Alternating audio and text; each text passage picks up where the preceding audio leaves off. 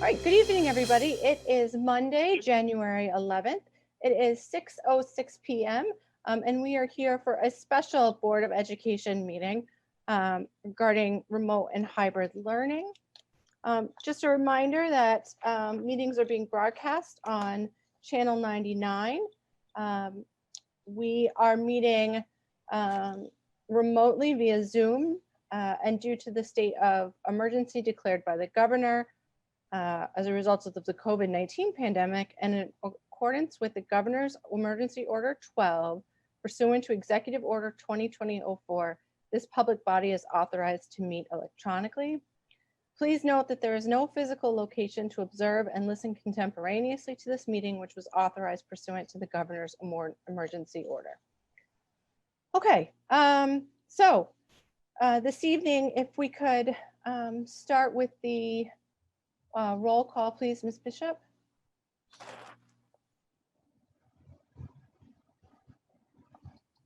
I'm on it. Jennifer Bishop is here. Sharon Giglio. Here. Heather Raymond. Here. Dottie Oden. I know she was here. Ms. Oden, you're on mute. Oh, skip. Okay. Jessica Brown. Here. Paula Johnson. Present. Ray Garino. Here. Sandra Zeem. Here. Gloria Timmons. Here. And then we have,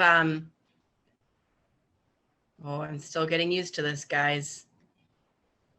We have Mr. Falzerano, Mr. Richards, Ms. Gingras, Present. Dr. McKinney, Here. Ms. Bagley, Present. Mr. Burns, Here.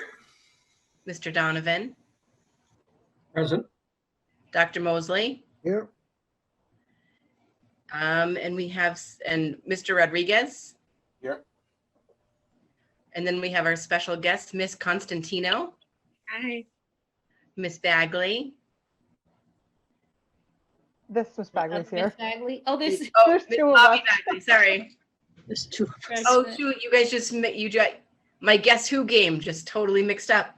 Miss Martin and Miss Belhumar. Did I say that right? Did you call the student reps? I don't, Not yet. oh, okay. Yes, it is Miss Bellhumor. Thank you. Excellent. And our student representatives, new, and we're so excited to get to know them. Mr. Dunn. Here. And Miss Brunel. Welcome, guys.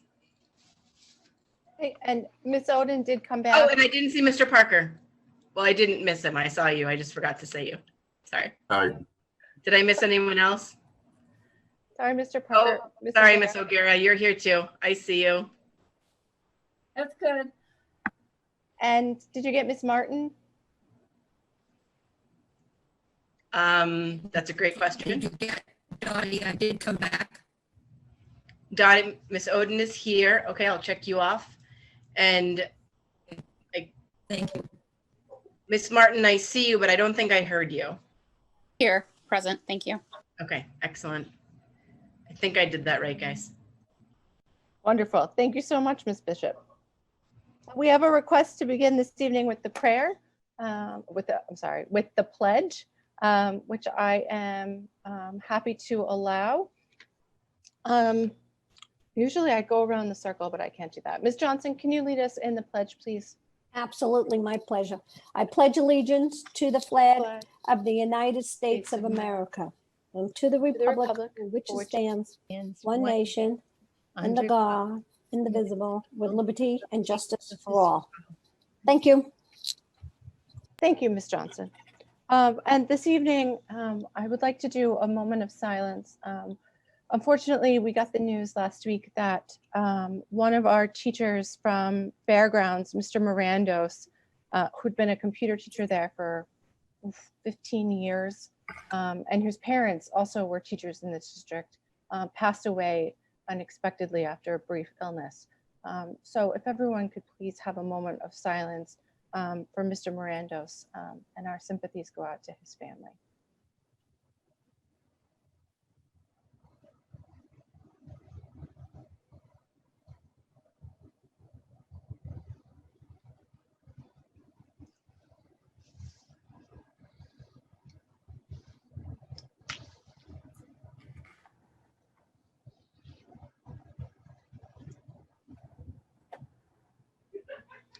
Thank you. Okay, so we have quite a bit this evening. I did want to just make a note about ground rules for this evening. The first thing I'd like to ask is that members agree by consensus to follow some ground rules this evening. We have several guests in attendance. I'd like to be able to give those guests the opportunity to present their information without interruption. So saving our questions till the end, that we recall that we are board members and not statisticians or epidemiologists, and that we listen to the data that's presented to us and not go off and try and discuss other data, because we need to focus on what's presented here this evening. I'd also ask that we all treat each other respectfully, using respectful tones of voices, even if we feel strong emotions, and that we allow people to speak without interruption unless it's absolutely necessary. Does anyone have any objections? Okay. Also, please use the chat feature. I cannot see everybody, so it's difficult for me to see your hand without toggling back and forth between screens, and frankly, I forget to do that. Let's get started with Ms. Bagley and Ms. Constantino from Public Health, who have a brief presentation for us. As I said, if we could hold questions till Ms. Bagley and Ms. Constantino are done with their presentation. And if we could please hold all motions until all of the presentations are done this evening. We have 1, 2, 3, I believe 4 presentations total this evening from various individuals with information for us. Any objections? Okay, seeing none, I'd like to turn the floor over to Ms. Bobby Bagley and Ms. Angela Constantino from the Public Health Department. Welcome. Thank you so much for coming this evening. Thank you for inviting us, and we look forward to taking this opportunity to share a situational update with the board to provide information about the data that is the most accurate and the most current for us here in Nashua. And Angela will start out with giving that information, and then we'll talk a little bit more about the impact of what we're seeing with COVID infection in the community. And then we'll also take some time to share the vaccine allocation or rollout that is planned for the state of New Hampshire. Angela? Thank you, Bobby. So let's see. So this is where we stand in regards to Nashua case activity. There are currently 4,606 cumulative cases in the city of Nashua, and of those cases, approximately 542 are currently active and infectious, which means approximately 88% of Nashua cumulative cases have recovered. We've had 4 additional deaths in Nashua since last Monday, for 60 total deaths and a case fatality rate of 1.3%. And our hospitalization rate in Nashua is at 2.4%, which can be compared to the state's rate of 1.8%. So in regards to community level transmission in Nashua, we are currently exceeding 2 out of 3 indicators that push us into substantial community-based transmission. The first indicator is our incidence rate, which tells us how quickly disease is occurring in the community. So over the past 14 days, we've had 976.9 new cases per 100,000 people, which is up about 200 standardized cases from this time last week. Then we have our percent positivity rate, which is a good indicator of the general spread of disease in the community at large. We're considered substantial in this category. So in the past week, there has been 446 tests conducted on average each day in Nashua, and 59 of those tests have been positive each day, which gives us a percent positivity rate of 13.2%, which is up about 1% percentage point from last week. And then we have our new hospitalizations, which show us how quickly hospitals are being burdened by disease. We're considered minimal in regards to new hospitalizations. In the past 2 weeks, we've had 2.2 new hospitalizations per 100,000 people, which is up about 1 standard hospitalization since last week. So now I'll move into talking a bit about the impacts that we've seen of COVID-19 on the individual, and then Bobby will talk more about family and community impacts. So we contact about 70% of all Nashua cases, and we provide them education or do a complete disease investigation. And when we're conducting these calls, we learn a lot about the individual impact that COVID-19 has on people. So first, there are the physiological impacts. So people are sick and uncomfortable. Many people have difficulty breathing and have, severe body pain, and symptoms can last anywhere from 2 days to 4 months. We've had people who have lost their sense of taste or smell for a significant amount of time. And that doesn't sound like such a serious symptom, but it has a huge impact on people's health and well-being. They're not able to taste their food for months at a time, or, if their breakfast is burning, they wouldn't be able to smell it. So this symptom has a huge day-to-day impact, and it tends to linger. And then we have the financial impact. So people are out of work for the extent of their isolation or quarantine period. And then there's the cost of hospital and medical bills. And if one of your family members unfortunately passes away from this illness, there's the unexpected funeral costs on top of those medical and hospital costs. And then we have the physiological impacts, where cases and their families are worried, anxious, scared, and can quickly become, down and depressed. Thank you, Angela. We also thought that it was important to stress and talk about the family impact again, because every one of those data points that was shared earlier is an individual, and those individuals are parts of families. What we have learned, again, through those disease investigations that we are able to conduct with each case, is that if in families up to 40% or higher in those families result in multiple positive cases among family members. There's some data that I've read that it's as high as even 53%. And the reason for that is because in the homes, especially if depending on the size of the home, depending on how many people are in the home, that creates that increased risk for spread throughout that whole entire household. We do also see the impact of individuals not being able to work from home. And so that allows for people to continue or feel like they have the need to continue to work, even though they may have active disease when they have those very, very minor symptoms. Especially if those jobs are not set up for those individuals to be able to work from home, and they're essential workers in the community, or they are the breadwinners in their homes and they have to be at work. Decrease in work hours also results in lost days of work, which also results in lost wages. And again, Angela talked about the impact financially on some of these individuals and their families and their entire household. One of the other things that we've learned about during these investigations is that there are quite a few multi-generational homes where you'll have the kids, the parents, and the grandparents are all in the home together. When you have those types of situations, the impact again on these families is that it's not easy to social distance in those homes.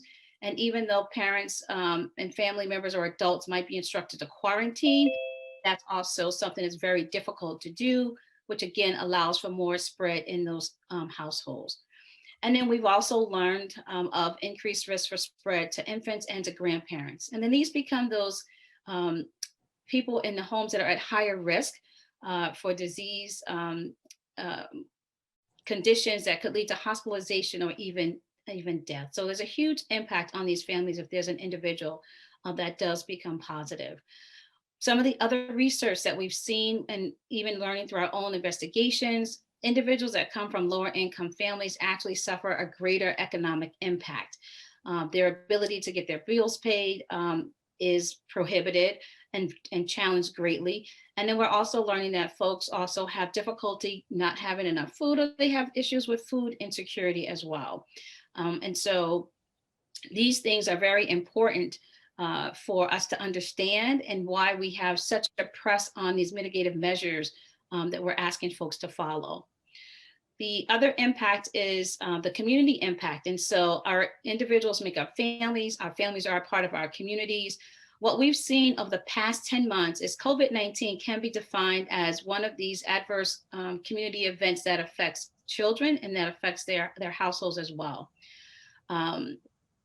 What we've seen in the tracking and the watch list that we have statewide is that Nashua currently has 23 facilities that are on that watch list. And you can see how that's broken out. And that's just for this particular snapshot in time. And other points throughout the COVID pandemic, the numbers of restaurants or bars or childcare facilities, those go up and down because they're fluid. And again, it depends on case reporting. So when we look at the community impact, we have to also think about the recovery. And we are in the recovery phase, you know, as right now, as we're even in still the throes of this pandemic. You know, so businesses, you know, have to look at economic recovery as well as households and families. And education, as with this meeting, we have to think about what's going to be the academic recovery, you know, for the schools and the kids and the families, the staff, and our educational system as well.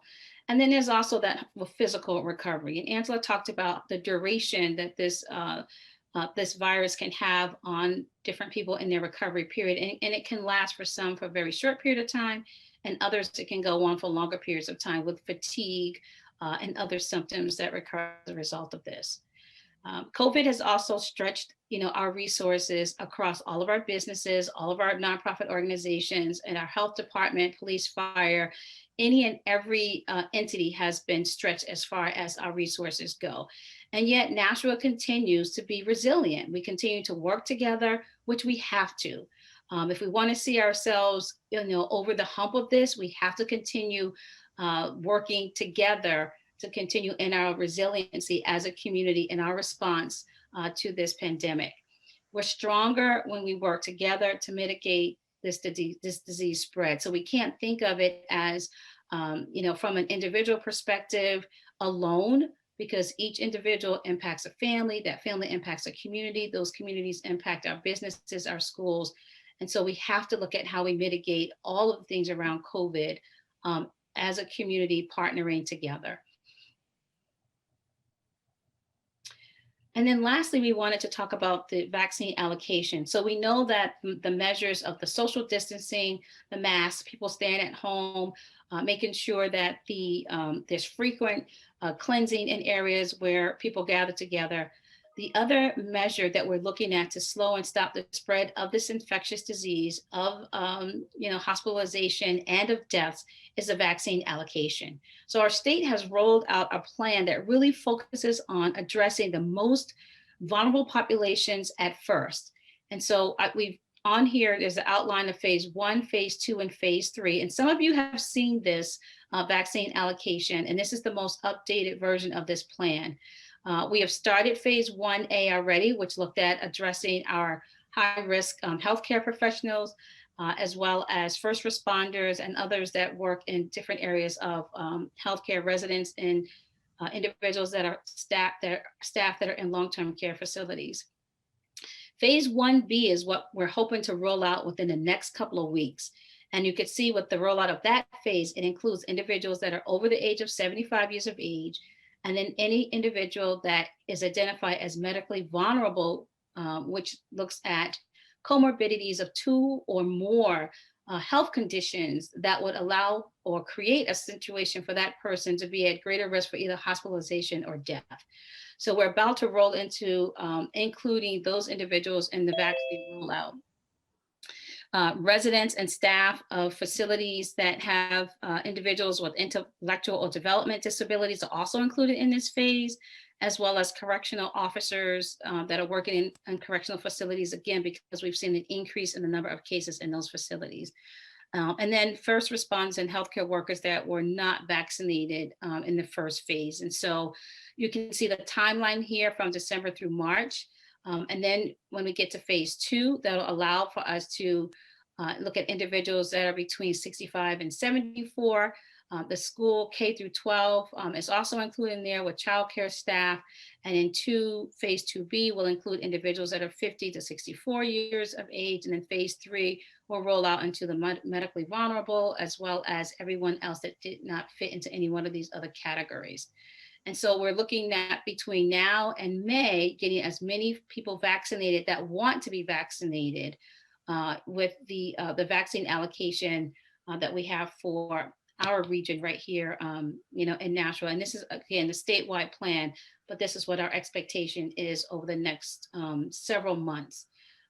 As I mentioned before, we will get through this. It does require for all of us to work together, as we go forth and combat and bring this, to a close. This chapter has to come to a close, and it will with us working together.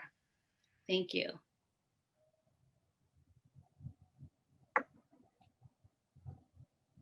I was still on mute. Thank you so much, Ms. Bagley and Ms. Constantino. I really appreciate your willingness to come back out and keep us informed on what's going on here in Nashua, because I think we're a bit different than the rest of the state. So it's nice to know what's going on exactly here. So at this point, I would like to open up for questions. Because I can't see everybody, I'm just going to go down my little list of participants, and that way nobody gets left out. Is that acceptable to everyone? Does anyone have an objection to that? Okay. Fine. Great. I don't see any objections. So, Ms. Bishop, did you have any questions or for Ms. Bagley or Ms. Constantino? I have no questions, but I enjoyed thoroughly how she highlighted how COVID cases impact the community in regards to the financial aspect for families. I think that's a piece that we've been missing in understanding why it's important to keep people home and keep them safe is, we run the risk of ruining families' lives through their financial obligations. So I enjoyed that piece of it. I don't have any questions. I get the same emails at work, so I appreciate it being shared here. So thank you, Ms. Bagley. I always appreciate your take on these things. Okay, thanks, Ms. Brown. Ms. Bishop, Ms. Brown. Thank you. Thank you, Mrs. Bagley and Ms. Constantino. I appreciate you both, and I have no questions. Thanks. Okay, great. Mr. Guarino.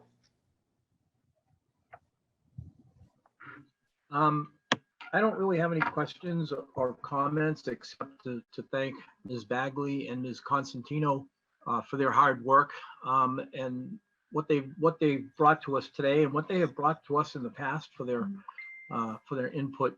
It's very important to us to keep informed. So thank you very much. Thank you, Mr. Guarino. Ms. Giglio. I have no questions, but I wish to thank both presenters for all of their hard work, not just tonight, but in the months gone by and in the future months to come. Thank you. Thank you, Ms. Giglio. Ms. Johnson.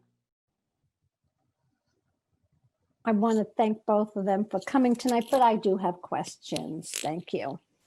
I was reading the state website earlier tonight before the meeting, and I know that Nashua's cumulative cases are 4606. That's what you said tonight, right? Yep, that's correct. Do you know what the state's cumulative cases are? Yeah, so I believe they're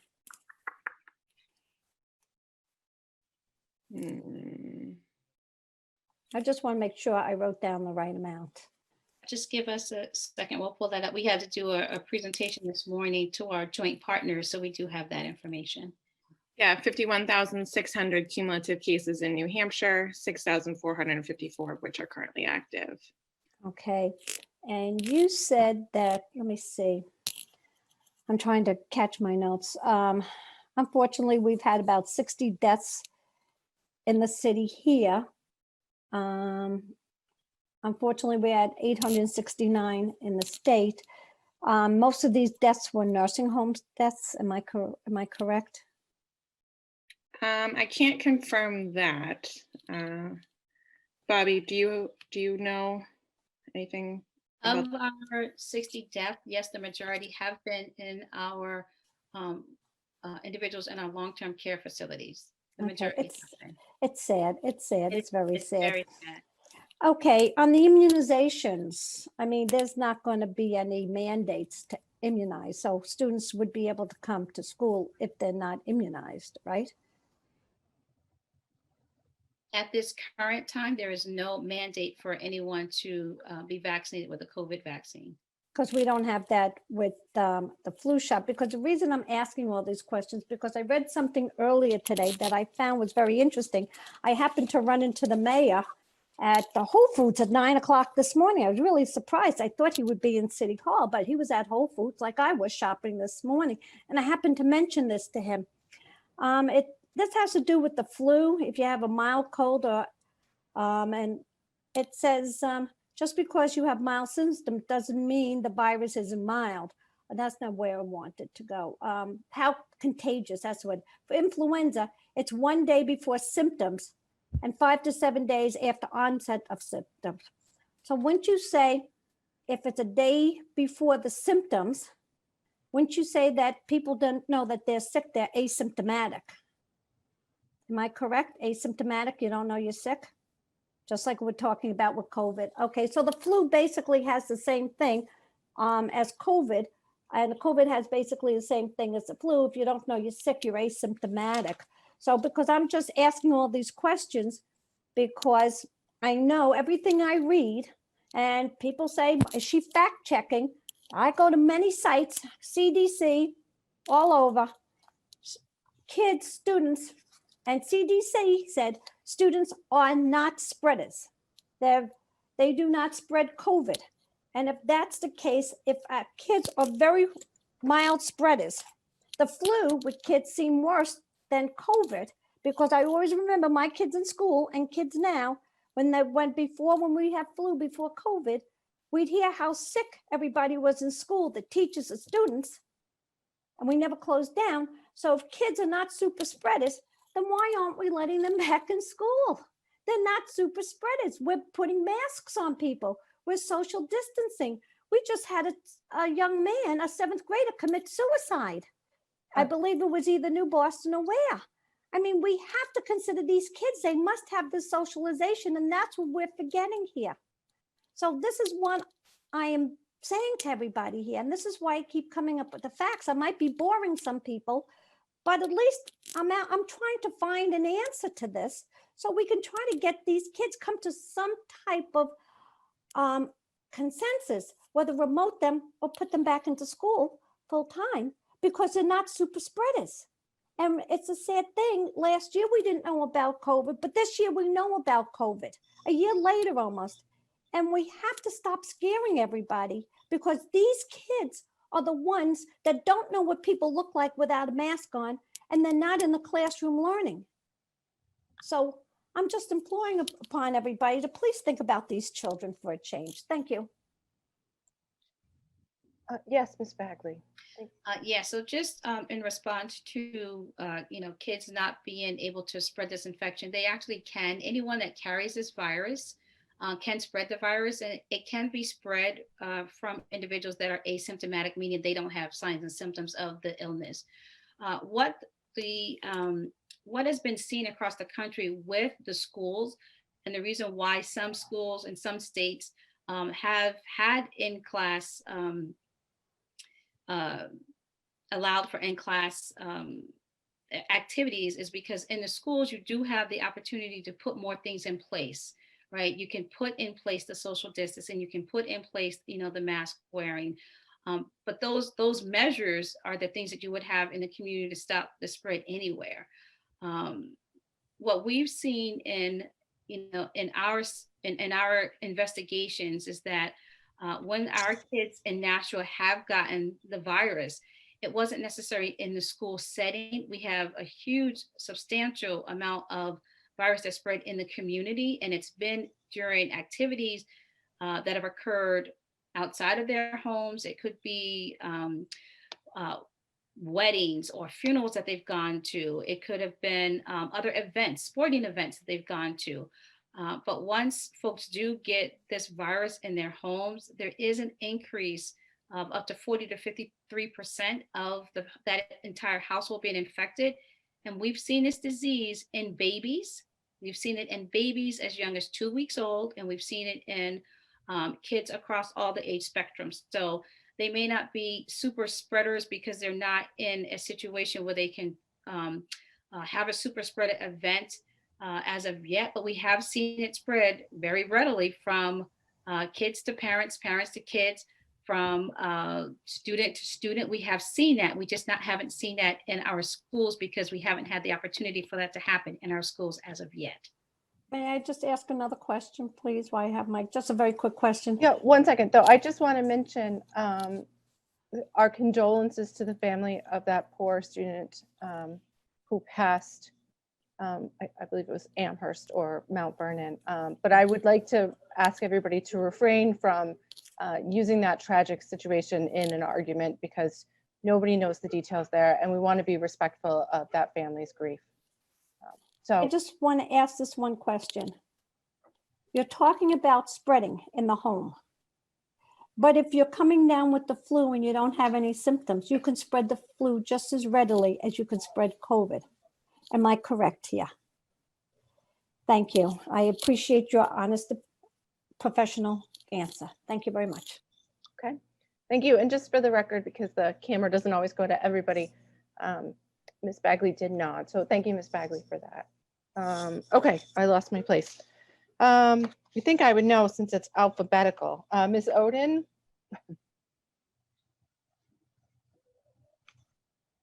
She was back. Ms. Oden, are you there?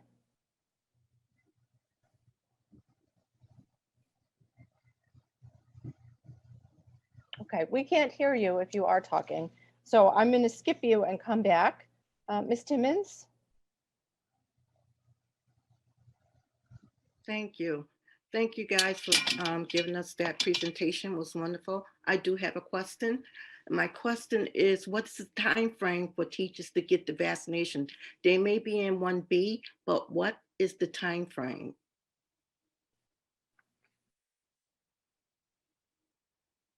Angela, are you able to see that on your, do you still have that, even if you don't share your screen? So we're looking at December to March for 1A and 1B. And then from March, I believe it goes to April, May.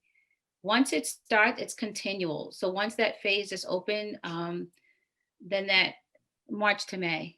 Okay. And so that will continue on until May and beyond. So they will definitely have it prior to May, you would think, if they wanted it. If they wanted it, the plan is to have that phase start in March, correct? Yes. Okay, and I have one other question. I know that the state had at least one flu already, and I was wondering what's the difference between the regular flu and this flu? There are two different flus. So one is highly contagious and killing millions, and one is not. Can you tell us the difference in why the regular flu is not spreading as rapidly as the COVID-19?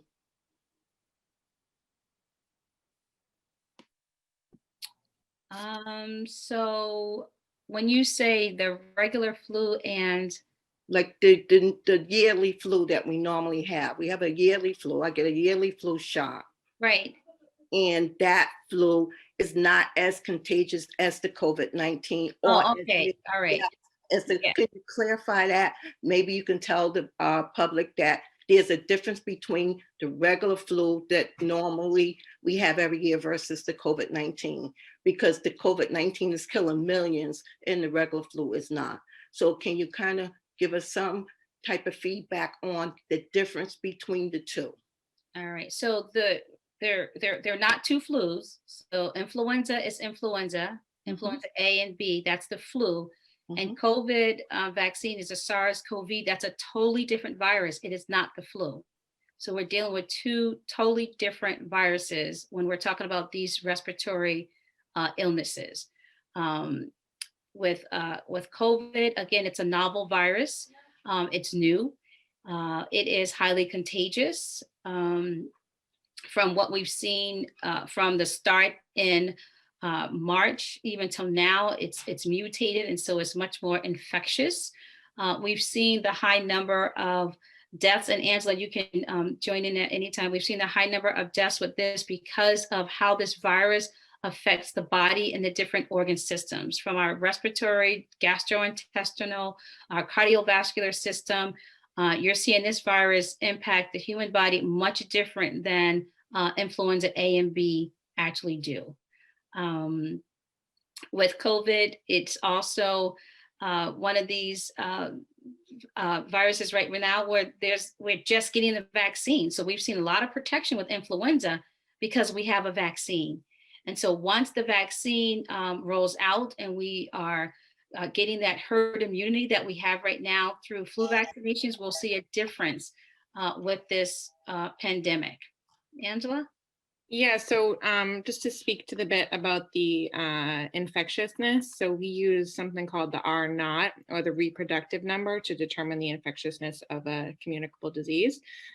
So for COVID-19, the reproductive number is 2.5, and that's with no intervention. So that means on average, every one sick person will infect 2.5 other people, who will then go on to infect 2.5 more people. So you can kind of imagine that going out quite rapidly in a triangle kind of formation. With the flu, the reproductive number is around 1.5 to 1.9, I believe. So on average, one person with the flu will infect 1 to another half of a person. So it's about half as infectious, the flu, compared to COVID-19. Thank you. I just wanted the public to see the comparison, but kind of knew that. Thank you. Right, thank you. And just for clarification, so their COVID coronavirus is not the flu. It's a new novel virus. Thank you. Thank you, Ms. Timmons, and thank you, Ms. Constantino and Ms. Bagley. I'm going to try Ms. Oden again.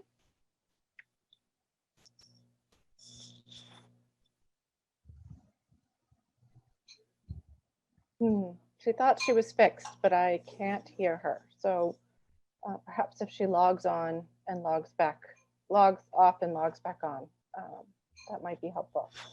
Okay, Ms. Deem? I don't have any questions. Thank you to both of you for the professional presentation. Okay, thank you, Ms. Deem. Ms. Brunel? I'd like to additionally thank both of you for the presentation. It was very informative, and the stats on the vaccines are for the future. I have no comments. Okay, thank you very much, Ms. Brunel. And Mr. Dunn? So I'd heard this, but I just want to make sure this is correct. So is it the Moderna vaccine that you take one dose and you take a booster shot 4 weeks later, and Pfizer, it's 3 weeks later? I had heard that. I just want to make sure that's correct. So with those two vaccines that have been approved through the emergency orders that we have in place right now, when you get the Pfizer, that is 21-day interval between you get the second shot. And with the Moderna, that is correct, it's 28 days after you get the first shot. With both of those, the efficacy is 95% to 97% efficacy after getting that second dose. So it's you really need to have both of those doses to get the full coverage of those vaccines. Okay, thank you. I just wanted to make sure I was correct on that. Thank you, Mr. Dunn, and thank you, Ms. Bagley. I have a very quick question, and I have it on my screen if people want me to screen share it. But in our packet was this great memo from Stacy Hines, our communication director. And in it, she did every week what the stats were. would it be helpful if I just shared it? And my question was just checking to make sure this is right. It looks like we haven't had, we've been in the red for at least 2 of the metrics since about mid-December. Do you think that this is all from holiday surges, or do we think that this is part of just a seasonal surge as well? Or trying to figure out how to interpret the numbers and like what we might expect going forward. So we were pushed into the substantial community-based transmission with the new cases per 100,000, I believe like the first week in October. And then shortly after that, probably 2 to 3 weeks after that, our percent positivity rate also went up. So we have only hit the yellow once in regards to new hospitalizations, and that was about 2 weeks ago after the holidays. But that has since gone down a bit. But we have been, going from, we went from 100 new cases per 100,000 in October to almost 1,000 new cases per 100,000 now. So we've been, the issue is someone brought up, there's nothing redder than red. So we can't quantify, it doesn't get more alarming than red. So we were red in October and we're red now, but our cases are much more higher than they were in October. Thank you for that. That's really helpful because I have difficulty interpreting it. Like you said, if there's no redder than red. And you can only be at the highest for, I guess, so long. So anyways, that's very helpful. And I think moving forward, as we look at the metrics, looking at them week by week might be something that the board wants to do. Not that we want to take up your time every week, but perhaps on our own or within the district accessing the dashboard and asking your advice.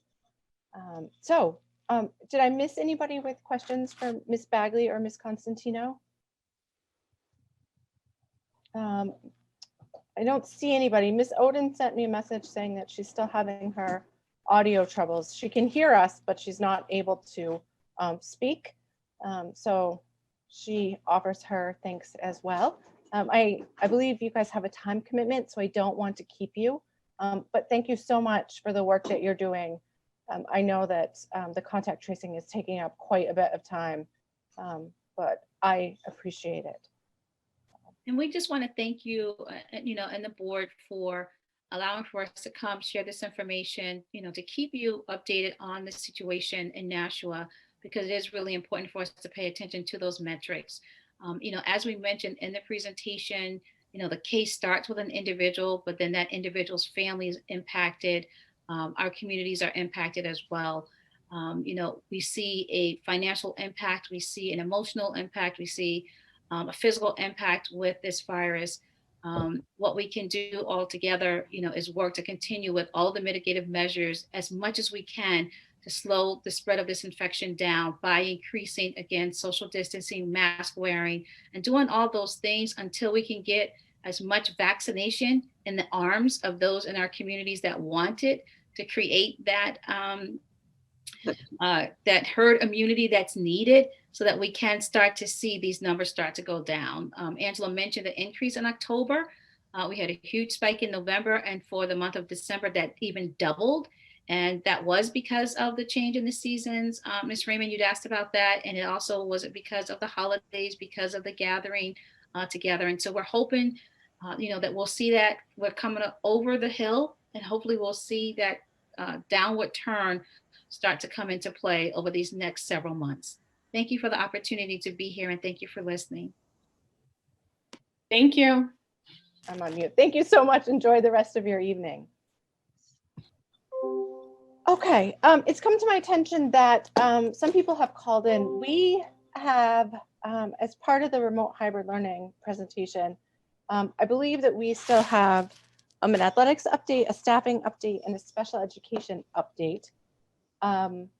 And so I am asking the board if they would like to add a 15-minute public comments period, and if they would like to do that before or after we hear from our administrators with those updates. So anyone want to chime in? Ms. Bishop and then Ms. Eam. I think we're about to hear a lot of information that may affect what callers are calling in about. So how about we listen to our presenters first, and then callers may realize that what they're about to say is what people are already saying. I want to hear public comment and I want to be able to give them an opportunity, but we also don't need to be hearing the same thing over and over again. Our meetings are long in the first place, and we value what people say, but we also only need to hear it probably once in these 5-hour meetings. Thank you, Ms. Bishop. Does anyone have any objections to Ms. Bishop's proposal? Okay, seeing none, let's move forward. I had in my notes athletics next, but I'm not, married to that. Is that what you were thinking, Dr. Mosley? Dr. Mosley's nodding yes. So Ms. Gingras. Yes. Thank you very much. I won't take long, I promise. In the board packet this week, there is a detailed update to some of the cases that we were facing and our student athletes who had tested positive. So just very briefly, I'll go through some of it. We did need to cancel our gymnastics season at both North and South this year because of very low numbers of gymnasts that had signed up. Fortunately, we were able to steer a lot of them towards other sports. So I believe most of those girls are still participating in other things.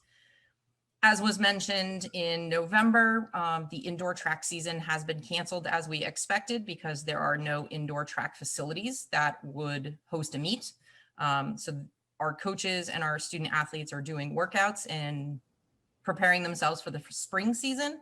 But in essence, there really is no indoor track season this year.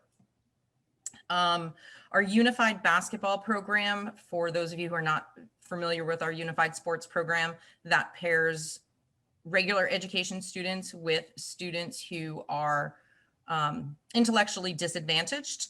And many of those students are also our medically fragile students. So we did not have enough students registered for our North program. So they are going to run a virtual unified basketball program, much like they did this fall with soccer. And we're still pending our decision what we're going to do with South. That hasn't been decided yet, but will be decided early next week. Also in the update, I gave you an update on what our registration numbers look like. We had a 38% drop in our North registrations, in our high school registrations, and an almost 50% drop in our middle school registrations. So people in our community are taking this very seriously, and many of them chose not to participate in our programs. The next few bullets talk about individuals who were quarantining. We had several students exposed to positive individuals prior to starting practices on December 14th. So we had several of our teams where individuals, either players or managers or coaches, were quarantining, but that didn't affect the entire team. And then we started getting positive cases on our teams. So some teams started on December 14th, and I'll be very honest with you, some of them were shut down on December 15th. Several of them were shut down sometime between then and our holiday vacation. Others were shut down once we hit holiday vacation because they had practiced Wednesday the 23rd just before vacation. So if a student became symptomatic on Christmas Eve or Christmas Day, that impacted the entire team that they had practiced with on December 23rd.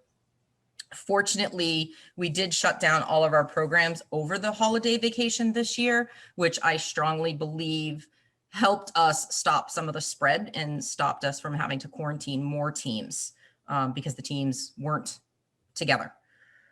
So last Tuesday, after consulting with the public health department, Bobby Bagley, as well as district administration, the numbers were really starting to get a little out of control. So we did put in a 2-week shutdown to all of our practices. This shutdown was ultimately my decision as the athletic director, much like canceling a basketball game because, too many kids have the flu, or it's a bad snowstorm on a Saturday afternoon that we can't, I'm not going to send a bus to Dartmouth to play hockey or things like that. So we erred on the side of caution and safety for our students and their families. And we did shut down through Monday. So we are hoping to regain, and we are fully planning to have our students come back to their practices and their teams on Tuesday, the 19th, and regain, start competing games and meets on Monday, the 25th. So that came to be. Since that decision, we have had a couple of additional positive cases. So I truly believe that that was the right decision to make at that point in time. Because of the delayed start to the season, the shutdown over Christmas vacation, as well as this 2-week shutdown, most of our winter sports have lost between 5 and 6 weeks of their season. So again, one of the things that we're looking to do, as I said, regain practices starting on Tuesday, give everybody 5 practices. I'd log off and Hold on one second, Ms. Gingras. Miss Oden, we can hear you now. Yay! We can turn. Can you mute now? now that you're back and we can hear you, so that Miss Gingras can finish. Thank you so much. Go ahead, Miss Gingras. Sorry about that. That's okay. And like I said, we're going to look to resume our games. Obviously, I didn't want kids coming back to practice on Tuesday and playing in a game on Wednesday after a 2-week shutdown. So we did postpone and cancel all of our games until Monday, the 25th. I am actually going before the Finance and Operations Committee tomorrow to have a conversation about potential refunds of winter athletic fees due to this significantly shortened season. So for the public out there, that is in the works, and I will be in touch as to what that may look like. The other thing after this 2-week shutdown, I really started thinking about, all right, everybody comes back on the 19th. What if Team A has to quarantine and shut down again for another 2 weeks? At what point in time do we shut down, come back, shut down, come back, shut down, come back through the middle of March? So my thought process in talking to some of my staff and my coaches about is, if a team has 7 or fewer days left of their regular season and they have to quarantine, when they come back from quarantine, if they have 7 or fewer days, we're going to call that season over. For them to come back from another 2-week shutdown, now we have to worry about potential injuries, conditioning, reconditioning, and things like that. So we feel it's important to have at least 8 days remaining after a quarantine at the end of their season, come back, practice for at least 4 days, finish a few games, a few competitions of their regular season, and then potentially go into playoffs. So that is our plan at this point. All right, thank you, Ms. Gingras. That was eye-opening, and I'm sad for our student athletes. It's a tough reality of living through a pandemic. Okay, I will go through the list regarding questions for Ms. Gingras regarding athletics, if people have any. Ms. Bishop?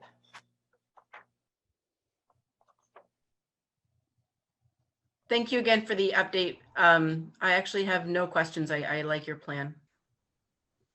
Thank you. Ms. Brown? Thank you. Plan seems reasonable also. Okay. Mr. Guarino? I don't have any questions or comments, but I want to thank Ms. Gingras for being on top of all the issues and really having a good plan and being aware and opening and starting, doing things that make sense. So thank you very much. Thank you. Ms. Giglio? I also wish to thank Ms. Gingras. I have a temporary retainer that I'm wearing in my mouth, so my speech is a little compromised, I'm sorry to say. But I want to thank her wholeheartedly, and I have no questions. Thank you, Ms. Giglio. Ms. Johnson? Thank you. I don't have any questions. I want to thank Ms. Gingrich because she is always precise, always has a plan in place that she's able to put forward for us, and she's organized. And I want to say thank you, because I think out of everybody right now, you're so clear and organized that we understand exactly what you're doing. Thank you again. Okay, thank you, Ms. Johnson. Ms. Oden? Thank you, Ms. Gingras. Can you hear me? We can, although you are a little scratchy, but I think if you enunciate, we can get through it. I just want to say thank you to Ms. Gingras for all the work she does for so many students, and thank you for this information. I certainly appreciate it. Ms. Freeman, I apologize to the board and the rest of the people there, but I'm having technological problems on two computers, so I'll try to not speak if I don't have to. Thank you. Okay, thank you, Ms. Oden. Let's see, not me, Ms. Timmons. Yes, I agree with my colleagues on the board. Ms. Gingrich did a great job as usual. I don't have any questions. Okay, thank you, Ms. Timmons. And Ms. Ziem. The caution that you show makes me feel that our students are safe under your leadership, and I thank you for that. Thank you. Thank you, Ms. Ziem. Mr. Dunn? I think the plan seems very reasonable, and also as being an athlete from North on the soccer team during the fall, I think the athletics and the plans that Ms. Gingras and others have put in place have been very good. Thank you. And Ms. Brunel? I have no comments, but I'd like to additionally thank Ms. Gingras because I know that sports are really important to students. So thank you for organizing that. Okay, great. Ms. Gingras, we appreciate, as you've heard, your presentation this evening and the information in the packet. If at any time you need anything further from the board or there's information that you need to share about our athletics, please let myself or Dr. Mosey know, and we'll get you on an agenda and have you back. Fingers crossed that the spring will be better for athletics. I was really sad to see how far the athletic enrollment had dropped, but I also understand it seems right in line with the number of parents who have chosen full remote for their child's schooling as well. So, great. Thank you, everybody. Thank you. Okay. Next, I had written down a staffing update from Ms. O'Gara. Is that correct? Or Dr. Mosley? I feel like my notes are out of date at this point because things change so rapidly. That's correct. Okay. So I, in addition to Mrs. Odom, have technical problems. My home computer will not go on the internet, and I left work and ran home for the Zoom, and I left my paperwork at home. I don't know, Tara, are you able to show the charts? I can. Okay, thank you, Tara. I was gonna say, if it's in our packet, I have it up on my computer as well. Yeah, but I don't have a copy of it with me. I was gonna pull it up on my computer and I can't get on. Yep.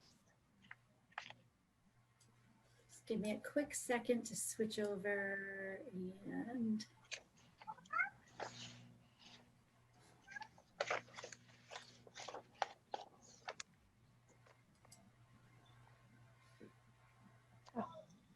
Okay. Thank you, Ms. Kinsella. Can you zoom in on that? You know how you make the view more than whatever it is? Because I know it can be very difficult for the television to pick up numbers. Thank you.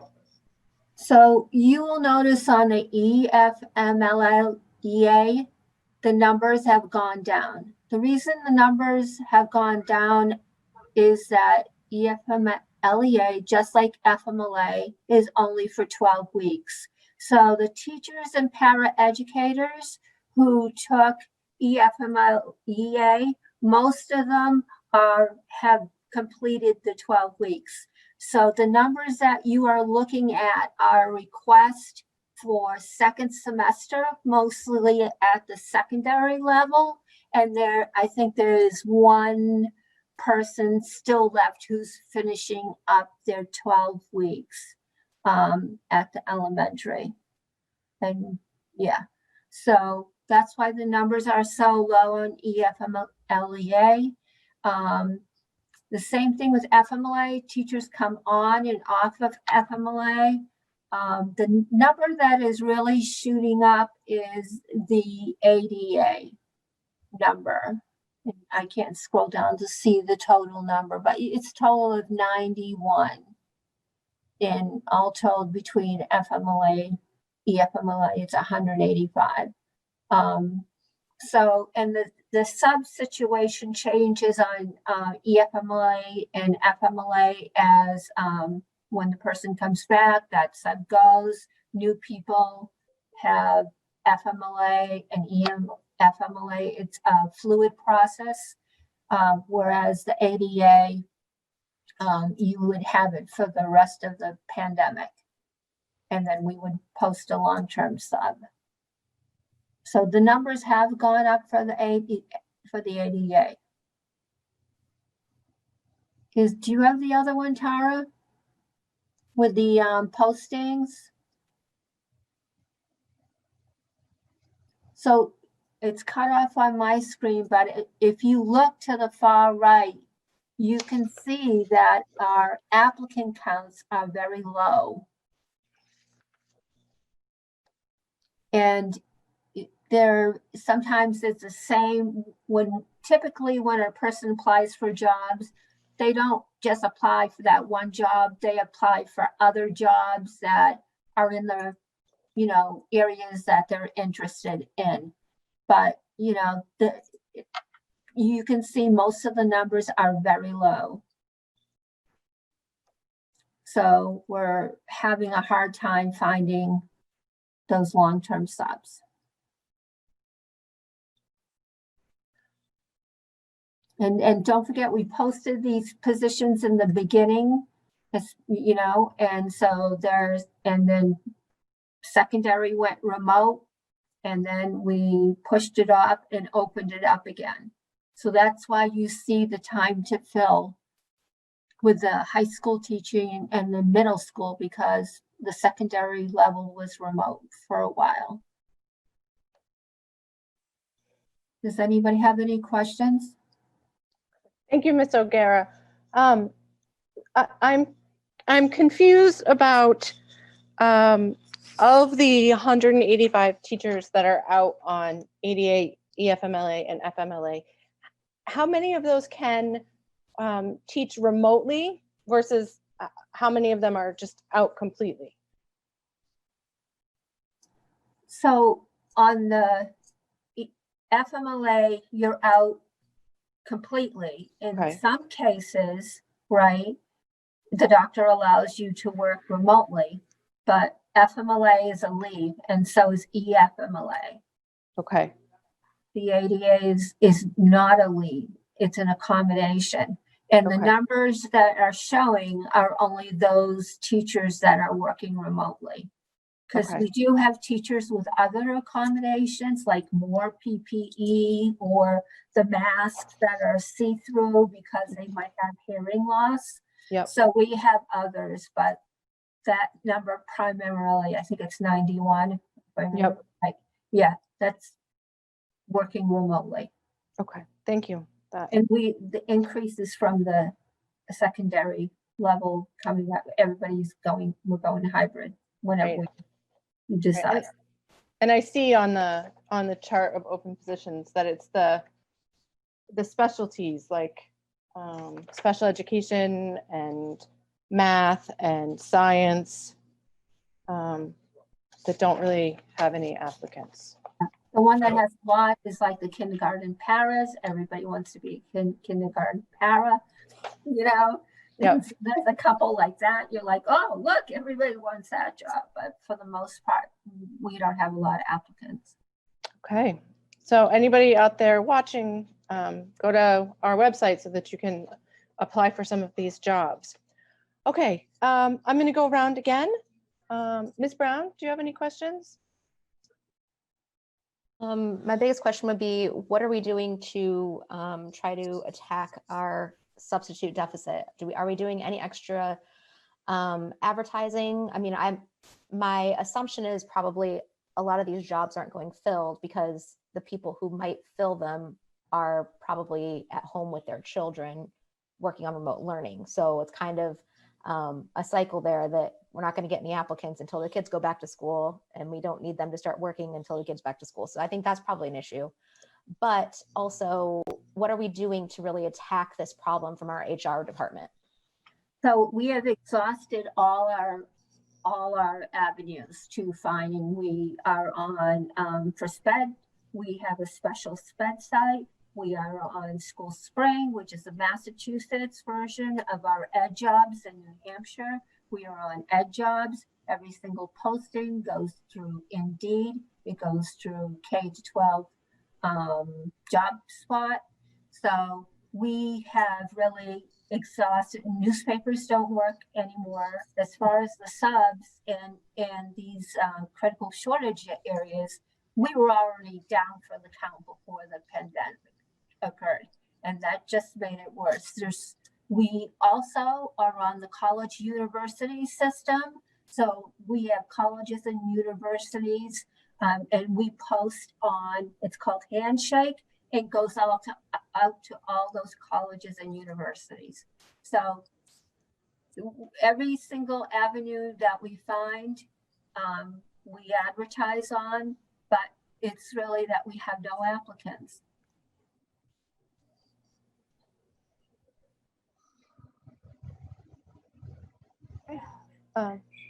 Thank you, Ms. Brown. Thank you. Sorry, Ms. O'Gara. Mr. Guarino? I don't have any comments. Thank you, Ms. O'Gara. Thank you. Thank you. I'm sorry if there's giggling in the background that you can hear. It's my children. They're having a really fun time in the other room while I'm in here. And so I keep putting myself on mute because I think that I'm going to interrupt, but then I forget what I'm doing. Ms. Giglio. Thank you, Ms. O'Gara. And as someone who's been a substitute in the past, I know how hard it is to find people who are willing and certified to cover the long-term sub positions. I know that that's always been difficult. So I understand that all your efforts are probably more than enough, but there just aren't qualified people out there who are available right now. Thank you for what you do.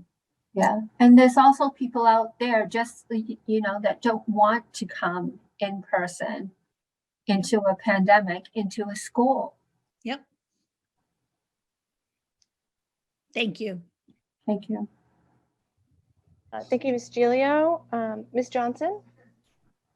Thank you. Thank you, Ms. O'Gara. I just have a couple questions here. I'm kind of, now Salem opened up their district. I believe they're back to school completely. Massachusetts has schools opened and they're operating. Have we asked them how they, excuse me, have we asked them how they've gotten people into work and subs and teachers and paras into work? Because if they're opened and they're functioning, Massachusetts and Salem and other school districts around the state, then they must be doing something that maybe we're not for hybrid, and if they're full day.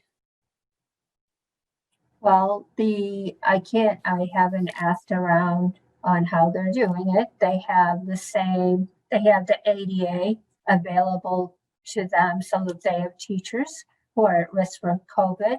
They can ask it for an accommodation.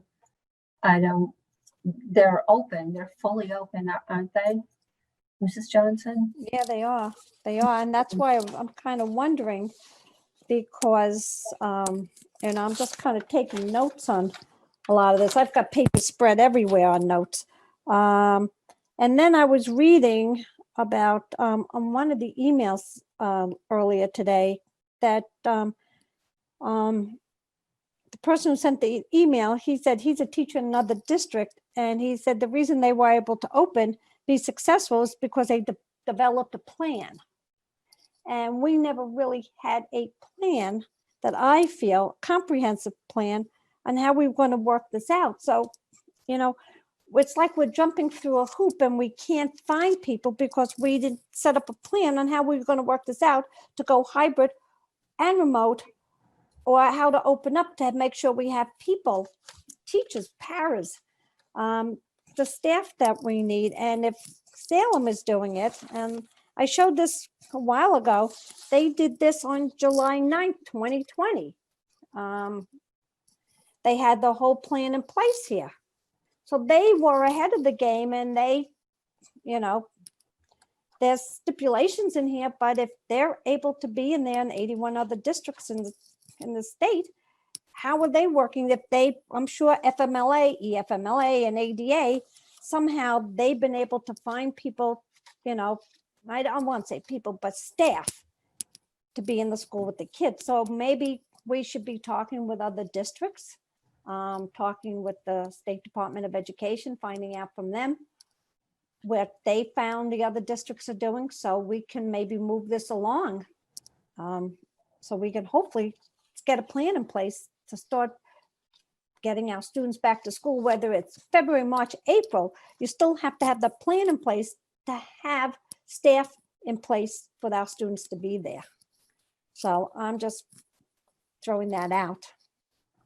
And since we had this problem prior to COVID, it makes it even harder. Thank you. Thank you. Okay. Thank you, Ms. Johnson. Let's see, Ms. Oden? Can you hear me?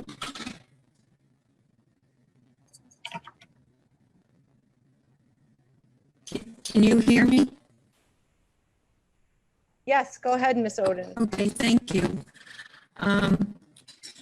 Mr. Vera, I believe retirements from teachers have to come in by February 2nd. Is that correct?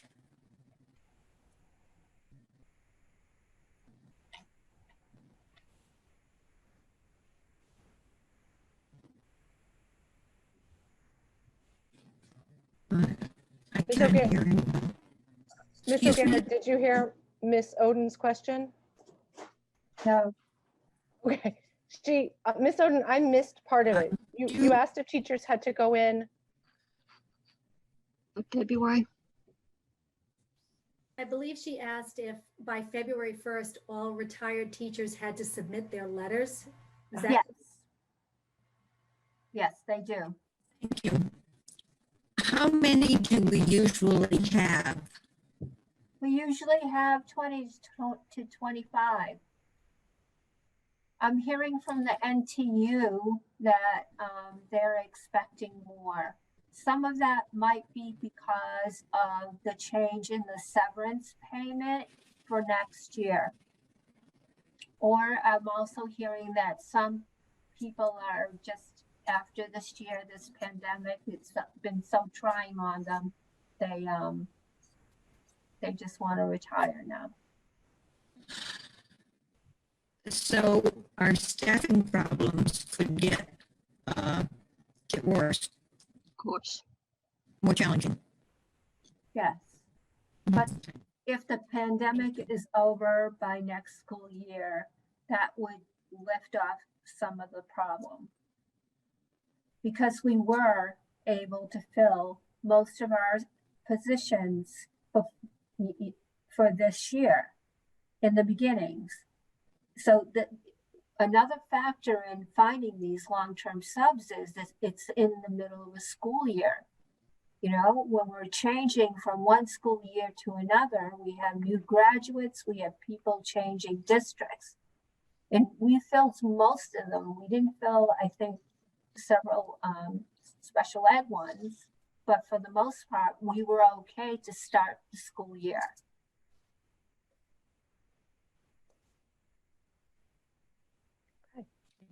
Thank you. Thank you, Ms. Oden. Okay, can I ask just one quick question alphabetically? Of the para educator positions that we have open, how many are special education paras? So you would, if you look at that listing, yep, it would say, it should say instructional SPI, special ed. Oh, on the list of job openings? Yeah, the district-wide are very clear. Yep.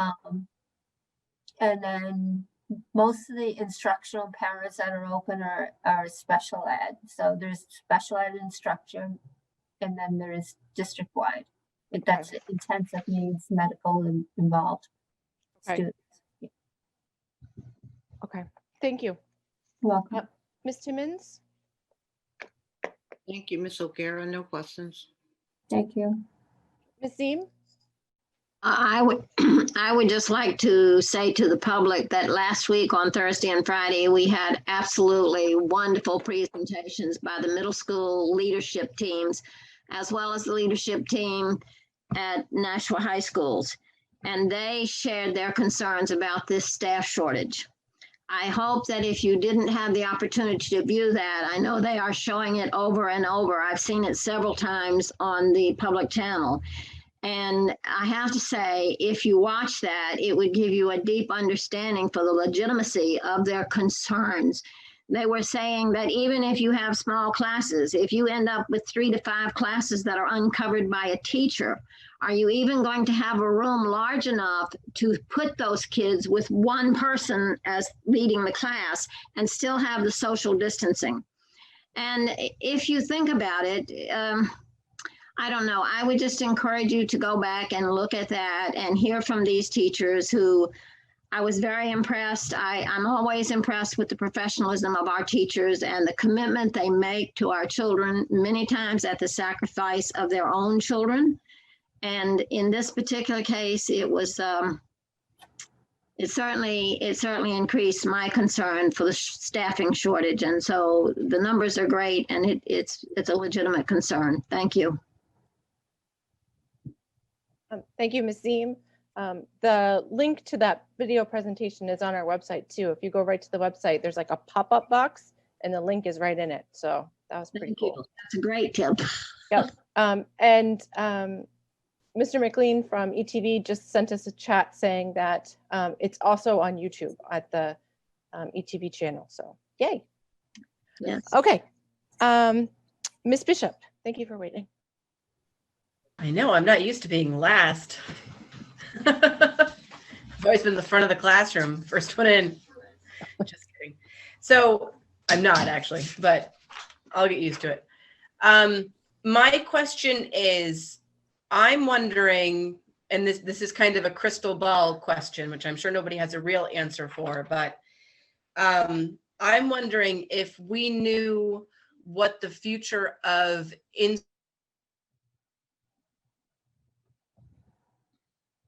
We just lost you halfway through your question.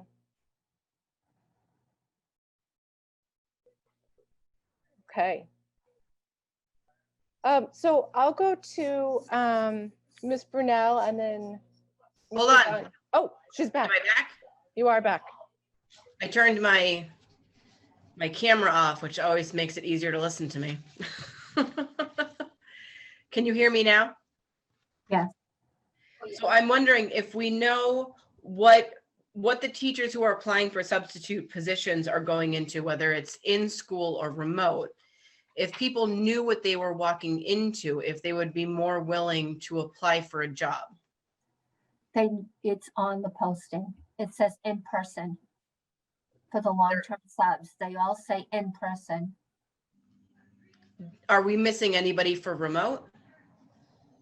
So the principals are tasked, some of the parents want, it's almost 50-50, but not quite, on students who are remote and students who are going to be hybrid.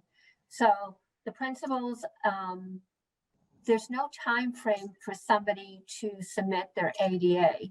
So they're trying to figure out with the teachers that they have with remote to match them up with the kids, but there's different certification areas at the secondary level. So it's not that easy for them. So just because they could have 5 remote English teachers, but they might not need 5 remote English teachers. They might need something else. So I'm just wondering, and I know I'm oversimplifying my question, is So if there was a need for a remote teacher, they would probably pull it out of their teachers that they have now. They would ask if they were short on remote teachers, say in social studies, they could ask a teacher who's in person to be remote, because that's a need by the district to cover that position. does it have to be within the same school that they're teaching in though? So we can't really move them throughout the district. No, we cannot. So if we need one specialized math teacher at a middle school, we need to pull another specialized math teacher within that middle school. Yes. But if we got a sub who knew they were working remote, we could put them anywhere. Right, and that's what we've posted for. We've posted for long-term subs that are in person. Dr. McKinney had his hand up too. Did you have something to add, Dr. McKinney? I just wanted to speak to Ms. Bishop's question.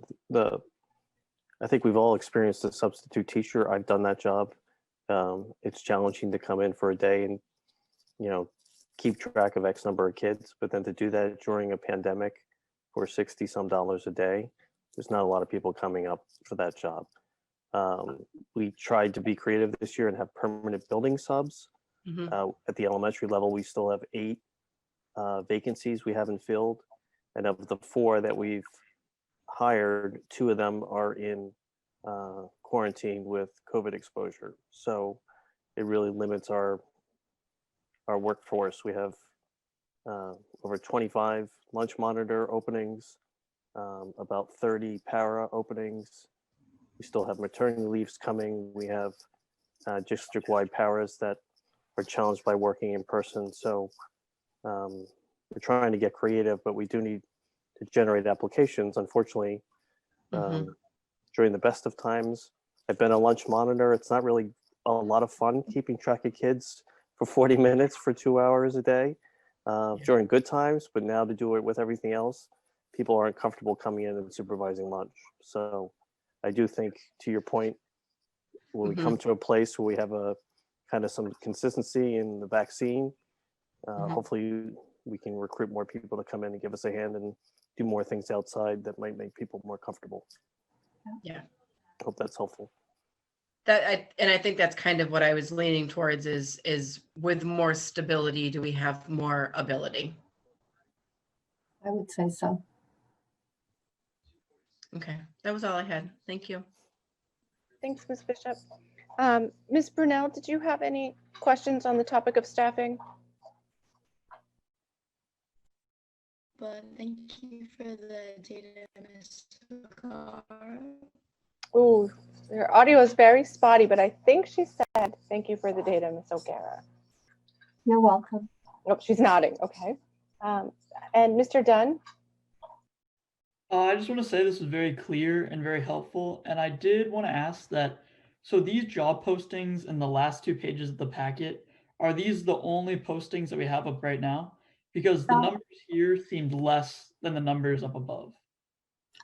So those are the para-educator and teacher postings. We of course have postings for coaches and for food service and for secretaries. So we just focused in on the areas where we're trying to support students in the schools, which is the teachers. But as Assistant Superintendent Dr. McKinney said, we can't get lunch monitors to come in during the pandemic. So, yeah. Okay, thank you. You're welcome. Thank you, Mr. Dunn, and thank you, Ms. O'Gara. I appreciate you sharing all of this with us. It is $115 a day for substitutes now. It is. And I think $175 for a long-term sub. Yeah. So those are more attractive numbers. If anybody knows anybody who would like to be a substitute, please send them our way. All right, Dr. Mosley, I have special education update as next. Okay, so Dr. Mosley is nodding. That is correct. Okay, great. Miss Bagley, are you prepared? Sure. Dive right in there. Thank you so much. So as Dr. McKinney just shared, there are approximately 30 para openings. That's just at our elementary levels. From preschool to 12th grade, we have about 50 para openings. And those are positions that people are either on leave from or we've never been able to fill them. And that's not a new problem for the district. I would say that this number of open para positions is large for us, but we often have trouble filling para positions. We have, right now, everybody is still remote, participating remotely. Starting on Tuesday, we will be welcoming back our students who were previously in person. It's about 335 students across the 13 buildings. I met with some of our surrounding districts this morning as part of our we call it the South Central Directors group, and many of the districts are experiencing the same staffing issues that we are. They are having to pivot to remote learning. Many of them are trying to operate in person as much as possible, but due to staffing issues, whether people have to quarantine or are becoming ill and then have to isolate or are taking leaves, they're having to make quick changes to their classrooms, which is what we were experiencing before the holidays. For our students who were in person, there were a few of our classes that we had to switch very quickly to remote learning due to COVID-related issues or staffing issues. If we didn't have enough staff to safely open a classroom, we would have to notify the families that we had to switch to remote, which is, I think, something that will continue through the rest of the school year.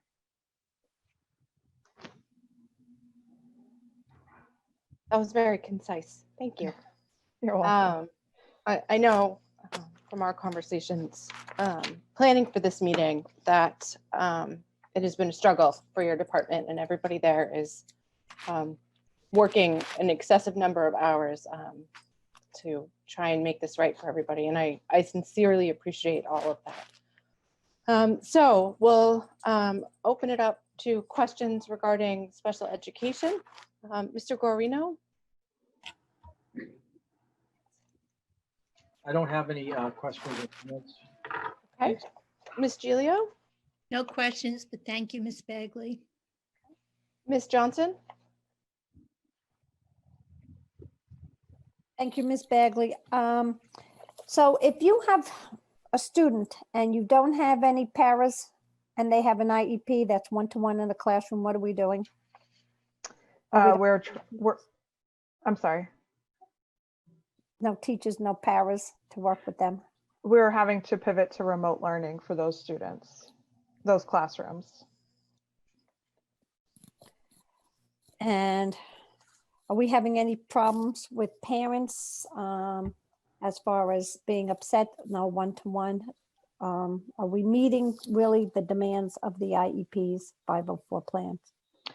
So I oversee only the IEPs. I do not oversee Okay. the 504 plans. And we're meeting them to the best of our abilities. For our students who are in person, if a student requires one-on-one para, then we ensure that the level of staffing is available in that classroom. If the level of staffing is not available in that classroom, we make the determination that it's not safe given the other students. We have specific classrooms, we have specific numbers of staffing that we feel that is safe to continue with the day, or it's not safe. And parents, I'm sure have been frustrated with the last minute switch to remote when we've had to make those decisions. But we also have to keep in mind everybody's safety. And at this point, sometimes it's not safe if we have one adult and 6 students in a classroom. So what are we doing with the ones that have to have a one-on-one para? And if we don't have it, are we remoting them? No, not all of the students. We allocate the paras to those classrooms, and if we have to, and the students are in person, and we don't have enough paras or the teacher is not available that day, we will switch to remote for that day. Most of our classrooms, because of parents who have chosen in person versus remote, we do have the level of para support that's required. We have the bodies. They're not always available, unfortunately, due to COVID issues. Okay, thank you very much. Appreciate it. Thank you, Ms. Johnson. Next is Ms. Oden. Thank you.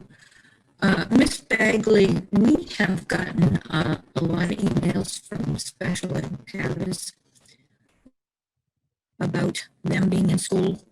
Can you speak to, I believe it's Emergency Order 64, to explain why so many of our special ed students have to be in school? Sure. Emergency Order 64 was issued by Governor Sununu in August, and it basically states that school districts can't make blanket determinations regarding how students with IEPs will be educated.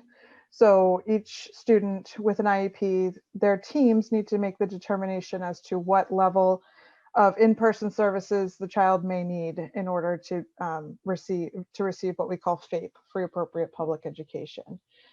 So of our students, about 335 of them are the students whose teams have determined that they require the in-person services.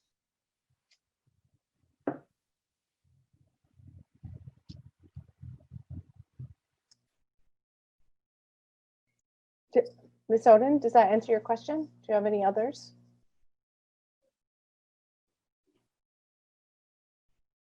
No, and I thank Ms. Bagley because I think all of us have seen a lot of questions come in from our special ed parents. So thank you so much, Ms. Bagley. Okay, thank you, Ms. Oden. Next is Ms. Timmons. Thank you, Ms. Bagley. No questions. Okay. Ms. Ziem? I think one of the things that's not being said here for the public's sake is that we are, because it is the governor who has issued this ruling, we are responsible for it. If the parents come back and feel that they didn't get what they were entitled to, then we get involved in making up services, if you will. And I believe at this point in time, we're already looking at humongous, I think what I heard was we're already looking up to $1 million in compensatory services. When the budget comes, that will be $1 million that we had not counted on, that we probably won't get this year because the funds are going to be very short. I just want the public to be aware that, you know, if you take it from one place, another place suffers. And I'm certainly not suggesting, please, Mrs. Bagley, I am very, as you know, I have a grandson who's right in there. So all I'm saying is that the public needs to be aware that when the budget comes, it's not going to be a fun budget because it's already promising to be a headache. So, and maybe I shouldn't have said that, but I think that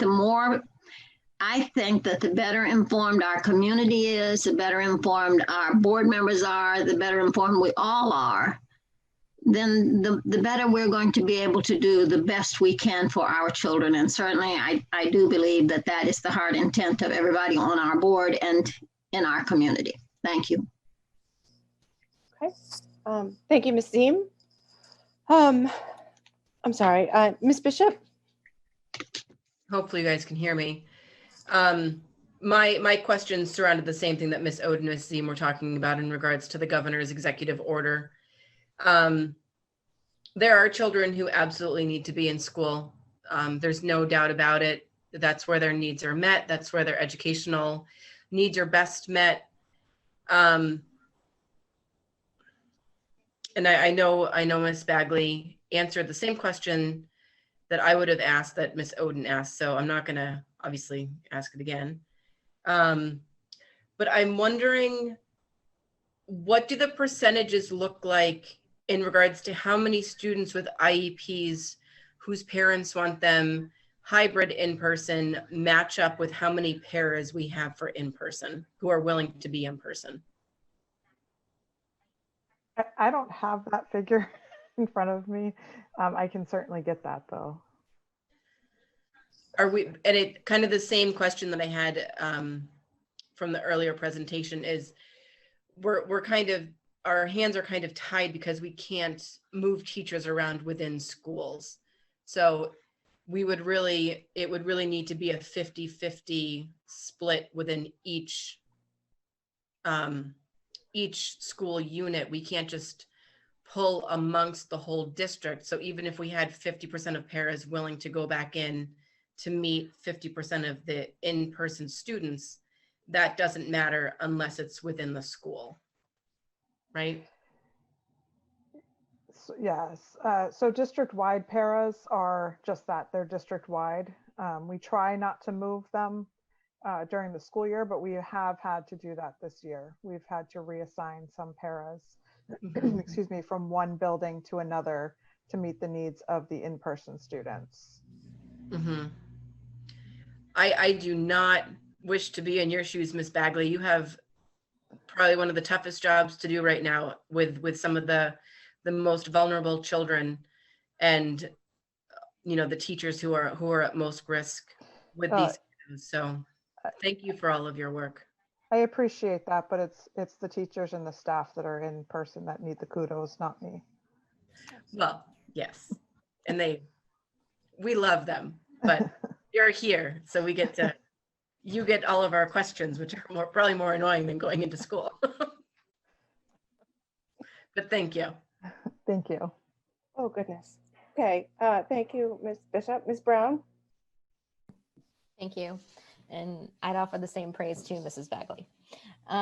So I actually have two questions. My first one is, are we seeing an uptick in the number of requests for compensatory services compared to previous years? Yes, absolutely. We so just for quick background, compensatory request services don't typically come from parents. They usually come out of a due process hearing or a complaint filing, and a hearing officer is usually the one to order the district to provide compensatory services as a result of a failure to provide FAPE. Because the governor issued emergency order number 48 back in May, which required all IEP teams to look at each student and determine whether or not they required compensatory services from the time period of March through June because of the shutdown issued by the governor. More parents have started requesting compensatory services even after that March to June period. So now we're seeing an increase in requests for compensatory services from the beginning of this school year to the present time. Thank you very much. My second question was actually about diagnoses of needs for IEPs. Are we seeing that trend up or down from previous years? I'm just kind of wondering if there's things that aren't going on that are going unrecognized, or is it typical? Are we on a typical scale for what we usually see? So referrals for special education is there. I think that it's about the same. That we tend to have a lot in November because that's when our grades are coming out, and I think we're probably at about the same. I don't have the exact number to compare this year to last year, but from what I've been seeing in the schools, it's about the same level. Thank you very much. Those are all my questions. Okay. Thank you, Ms. Brown. Mr. Dunn, do you have any questions regarding special education? I do not. Thank you for the presentation. Okay. Ms. Brunel? Thank you, Ms. Bagley. I have no questions. Okay. Thank you, guys. Thank you, Ms. Bagley. I appreciate the presentation. And as Ms. Bishop said, it sounds like a very challenging position to be in, to try and schedule all of those moving parts when they don't ever stop moving. So my kudos to you and your entire team, all the way from the paraeducators and teachers right up. I've been really impressed with everything. And this past week, seeing the presentations at the middle and high school and hearing from you and various people about what everyone's doing. I'm really impressed by the dedication that I am seeing to our students. So thank you to everybody for that. Thank you. Okay, so earlier I had heard that we had people calling in and we agreed by consensus to have a 15-minute comment period. So I understand that in our agenda on page 2 on the website has the information. To join by phone, the number is 1-877-853-5257. The meeting ID is 846-2309-8144. The passcode is 472561. So what we'll do is we will begin our 15-minute comment period, and I'm going to set a timer, which I don't usually do, but I want to be respectful of everybody's time this evening. So I am going to ask callers that when you call in, please state your name and your address. I'm saying this now so people are prepared. Your name and your address, and please keep your comments as concise as possible because we would like to hear from as many people as possible in the 15 minutes and not have to cut people off, because I hate doing that. I'm a helper and that drives me crazy. Okay, so Miss Kinsella, I'm just trying to get to the timer function. I guess I don't have one on my computer. I'll use my phone, which you'd think would be easier. I will set the timer as soon as we get the first person up. Sounds good. Here we go. Okay, thank you.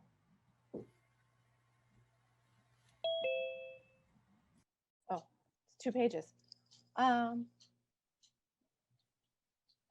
Hello, caller. It actually says Steve C13. But it also says still connecting.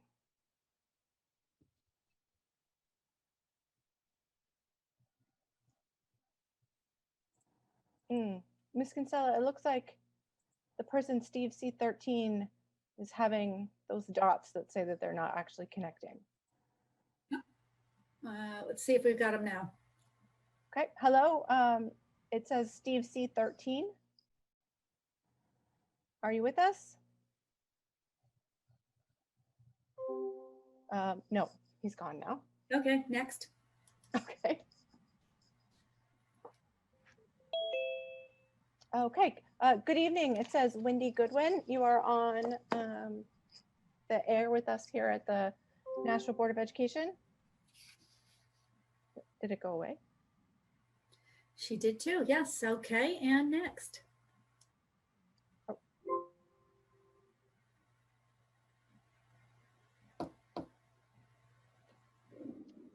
Hello, I have Jackson Law. You're here with the National Board of Education. If you could unmute yourself. Hi, yes. How are you all doing tonight? Thank you very much for taking the time to speak with me. All right, great. It's working. I'm so excited to hear your voice. If you could please identify yourself by name and address, and then keep your comments brief so that we can. Yes. My name is Tracy Law. I am a Nashua parent of the Bicentennial School District.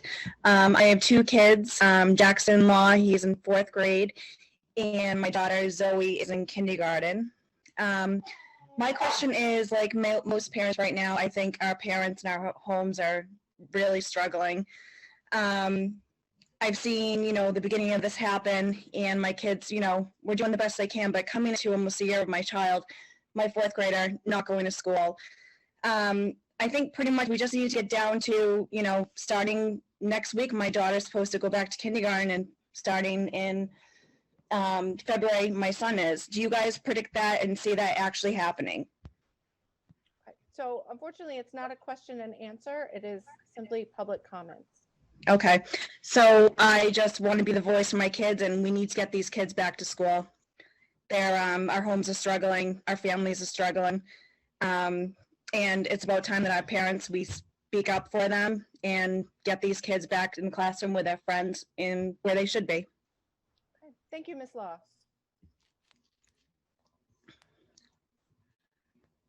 Thank you very much. Thank you for your time. All right, good evening, caller 0786.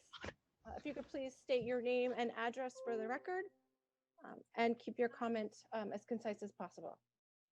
Sure, this is Sonia Prince, 49 Tufts Drive in Nashua. My comments are about the reopening. WMUR reported yesterday that hospitals in Nashua were fighting staff shortages, and I see that the schools are fighting the same. They were forced to move COVID patients into non-isolated ICU floors at St. Joe's Hospital, and looks like we have over 450 active cases that are compounding, and numbers are going up. So they're expecting more surges because of Christmas and New Year gatherings. So imagine if a case develops and spreads and someone needs care, one of our students or teachers, or worse, a larger cluster happens. Will our teachers and students necessarily get the care that they need if our hospitals are already struggling right now? So reopening could be a big deal. As we saw in the sports, there were already outbreaks when they tried to open, and then they closed again. So we're not even sure how that's going to go, but it does give a good little indication of how gathering in groups is not a great idea.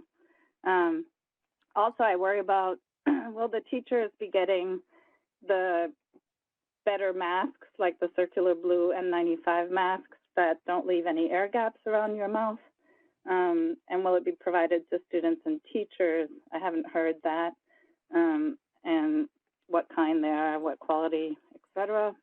They're not all the same. And does the school board have liability insurance if anyone ends up on a ventilator or, God forbid, dies?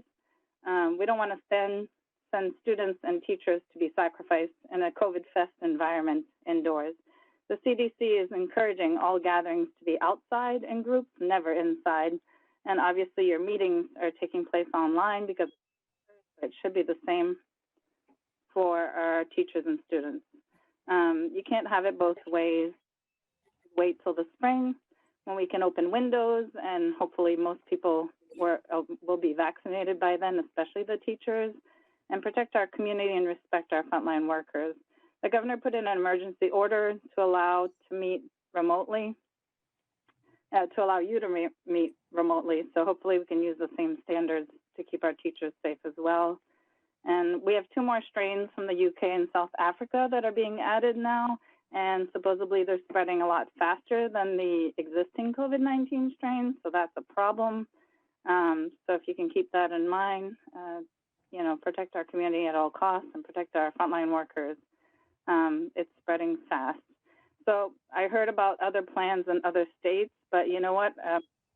They're also providing masks for everyone. Some states are putting in fines for people who don't pay attention to quarantines. And these plans take money for continual testing.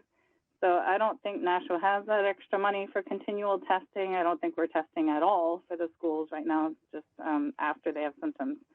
So that's probably not going to be comparable to other states. And finally, I would encourage the board to consider asking member Paula Johnson to resign.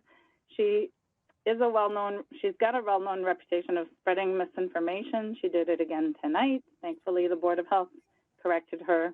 Yes, kids can spread COVID, and repeating things like masks don't work, embarrassing us on a national level at one point about Massachusetts people coming to vote in Ward 5. Governor Sununu had to correct her and the president, and it's just embarrassing. I don't think a person with that type of judgment should be taking decisions about our children and teachers. I think it's dangerous misinformation, especially during a dangerous health outbreak like we 4 people She also went to protest at our governor's home and was praising the DC looters and terrorist behavior where 4 people died. So I'm Prince, really can I ask you to wrap it up? I'm sorry to interrupt, but you've been speaking for 4 minutes and there's like 13 people waiting. It's embarrassing and appalling. Thank you. Okay, thank you.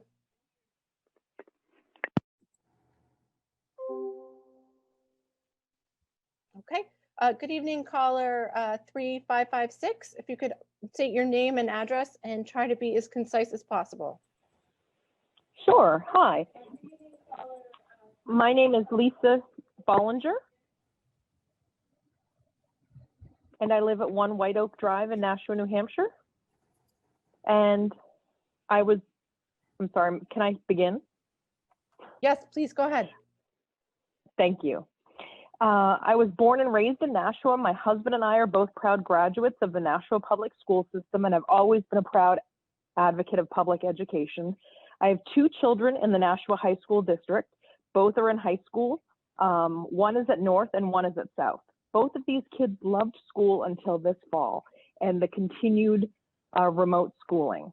I did not choose to do VLAX for my children. I did not choose to homeschool my children, nor did I choose to send my kids to private schools such as Bishop Gurdon. I chose to send them in-person school in Nashua, and I'm presently regretting that decision. However, I believed that this Board of Education would do right by my children and all of the children in Nashua. I want my children back in in-person schooling, even if it's only part-time. I need my children back in school. They need to be there. I respect the decision of others to keep their kids home due to their concerns relating to COVID. However, their concerns relating to COVID should not prevent my children from having in-person schooling.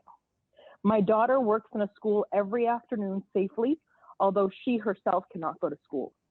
Many students throughout the high school work in retail and in grocery stores as essential employees without an issue, but they can't go to school.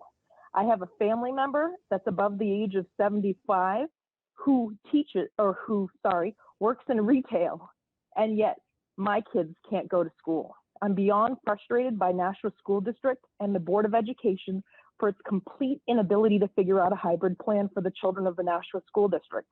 Most other schools throughout the state of New Hampshire and throughout Massachusetts, including in the Boston area, have been able to successfully do hybrid schooling, but you guys still can't figure this out. You flip back and forth. We can't open the schools when the numbers are lower because you have staffing issues. You've had staffing issues for years. This isn't anything new. The schools need to open. And then the next thing is talking about the infrastructure in the school won't support hybrid. Each teacher teaching or each para supporting a remote teacher simply requires one open internet connection to connect to Zoom. Also, if the school infrastructure can't support remote learning and hybrid learning, where is our taxpayer money going in this technological age? Nashua just bought a building to house preschool, yet the students aren't even inside the school right now. The rates with regard to the spread of COVID, actually, I'm not even going to address that because I know there are other people waiting to speak. But other schools are successfully providing in-person learning. Our kids deserve that too. And just so you know, not only are our kids potentially receiving an inadequate education, and don't get me wrong, I highly respect all of our teachers and especially the teachers I've encountered teaching my children. However, we also need to keep in mind that not only are potentially children not receiving an adequate education, but they're also encountering new medical issues, not COVID, but depression and anxiety. Many students throughout Nashua are recently getting new diagnoses of depression and anxiety directly related to Nashua's Board of Education's refusal to attempt this hybrid model. I'm also sincerely concerned about the underprivileged kids of this city. There was discussion about blizzard bags in the past for snow days, and we were told that the underprivileged kids who do not have the same support as all the other kids in the district wouldn't be able to complete a simple pack in one day so that they could have it counted as a non-snow day. Now to believe that these same kids are thriving and have straight A's in their remote schooling, send the kids that chose hybrid back to school in person on January 27th, and the remainder on February 1st, like you promised. These kids have waited long enough. Thank you.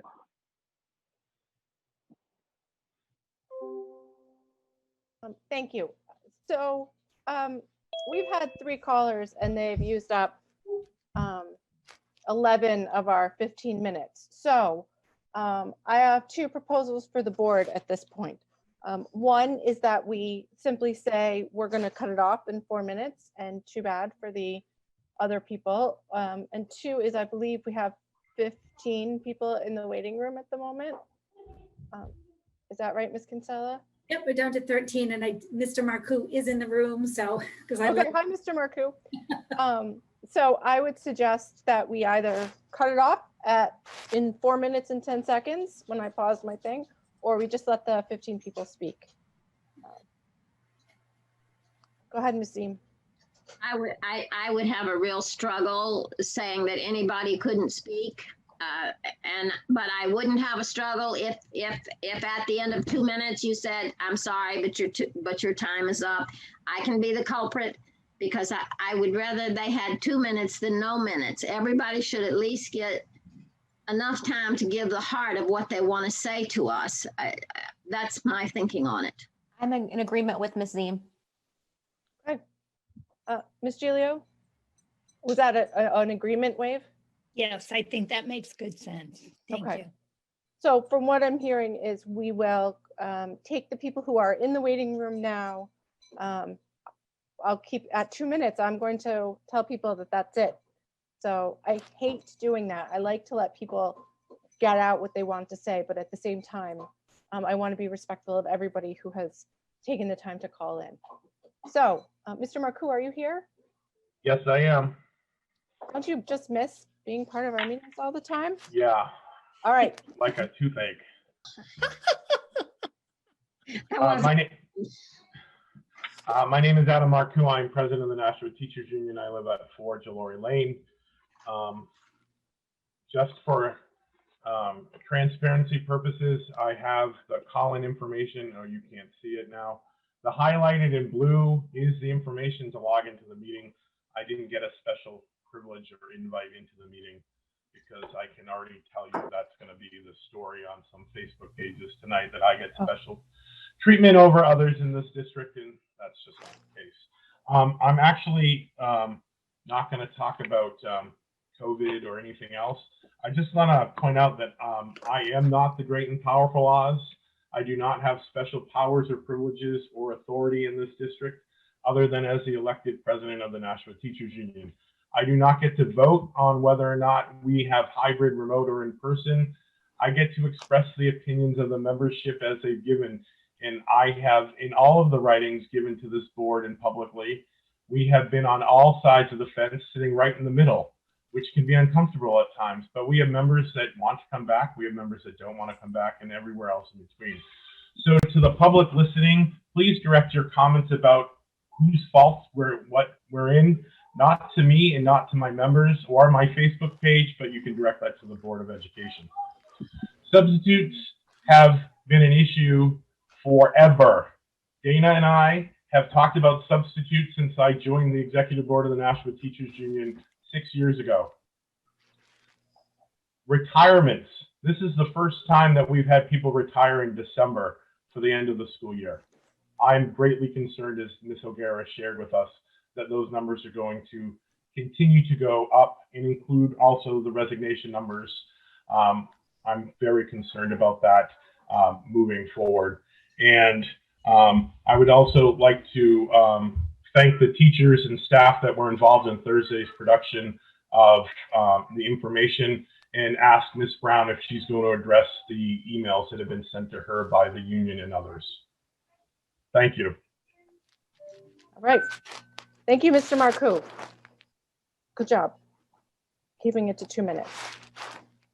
Okay. Do we have someone new? I can't see. Hello, caller 2001. If you could please state your name and address for the record, and please keep your comments to 2 minutes or less.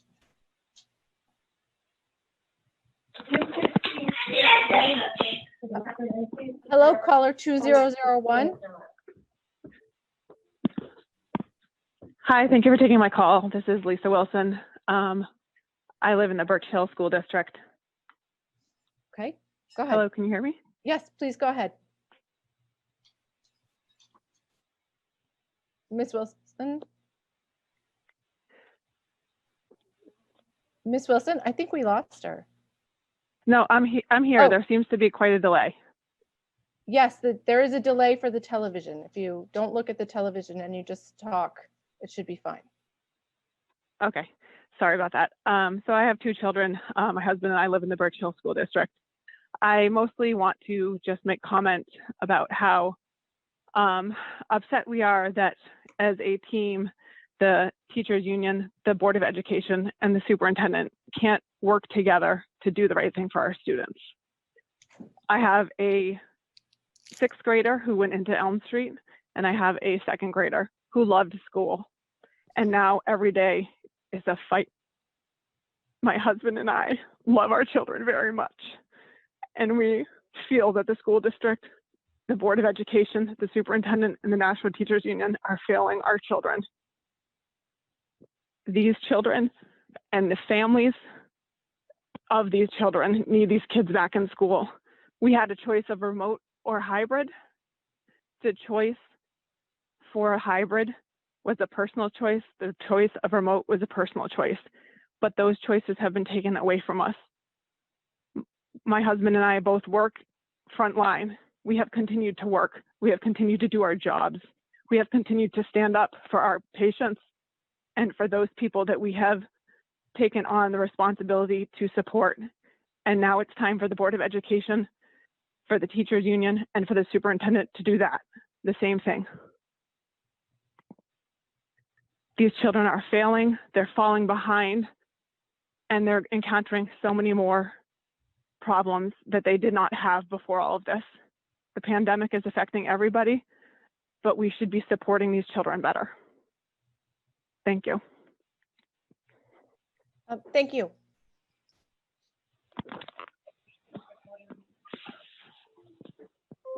Okay, caller 3609, if you could please identify yourself by name and state your address, and then keep your comments to less than 2 minutes. Sure. My name is Kim Silverman. I live at 101 Gilman Street in Nashua. Can you hear me? Yes, please go ahead. Okay. My husband and I are raising our grandson, who is 9 years old.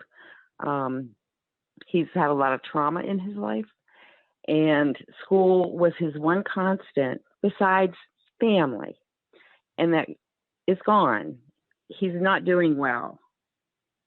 But what I really want to say is I'm a little disappointed in the school board as I watched the vote last week whether or not to meet in person, and it was put down 6-3, I believe it was, not in favor. If I remember correctly, the board meets in a very large room.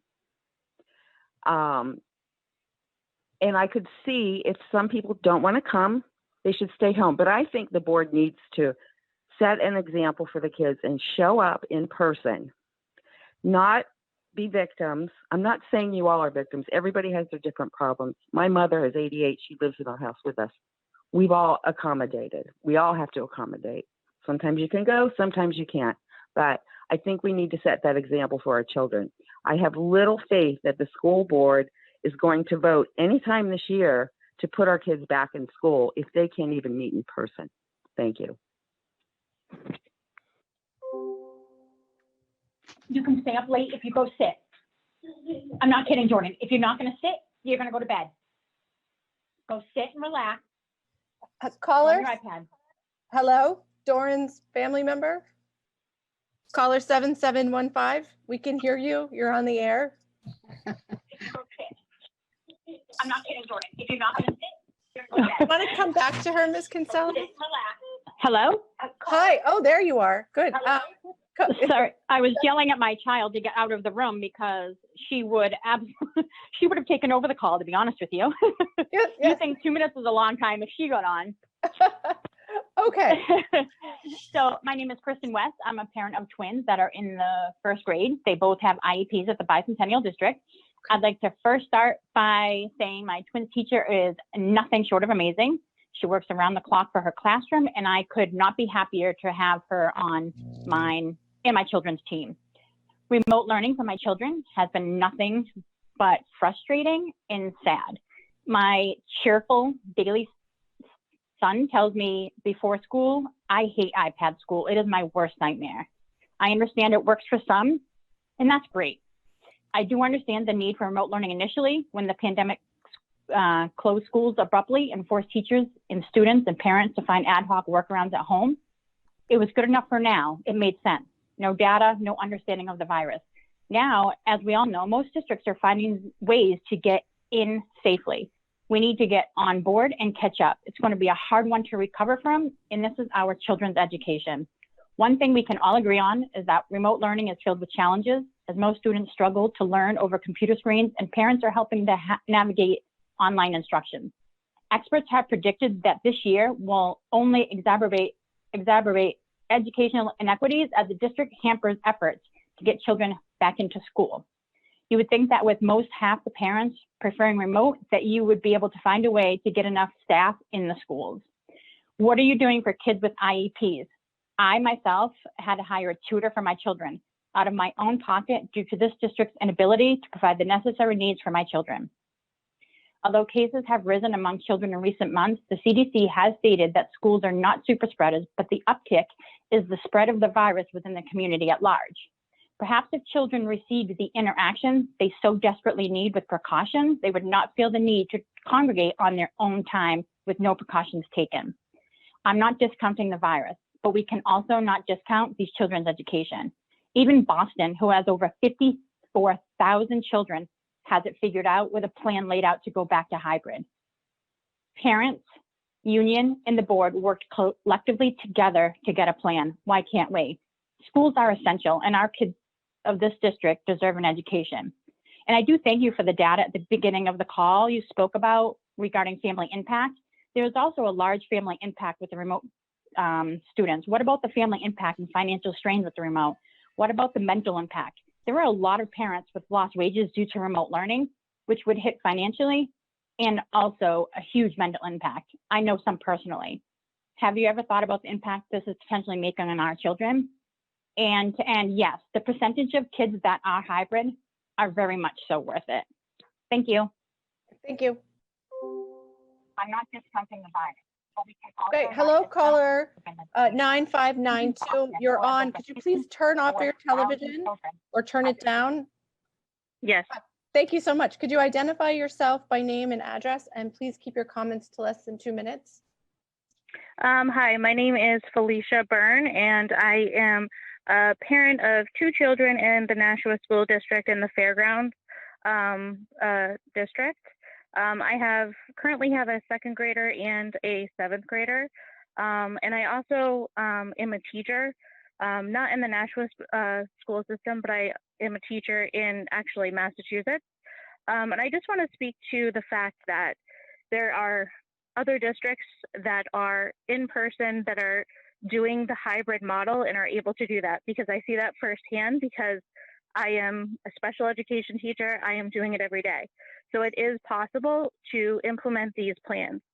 My district has been in person since October, and they have been successfully doing that, and they've been doing it well. So they've been able to get these students in person and being able to do that.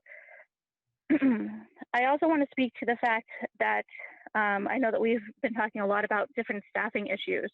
I also see that firsthand in my district as well. Being a teacher, I realize that that is, an issue in all districts.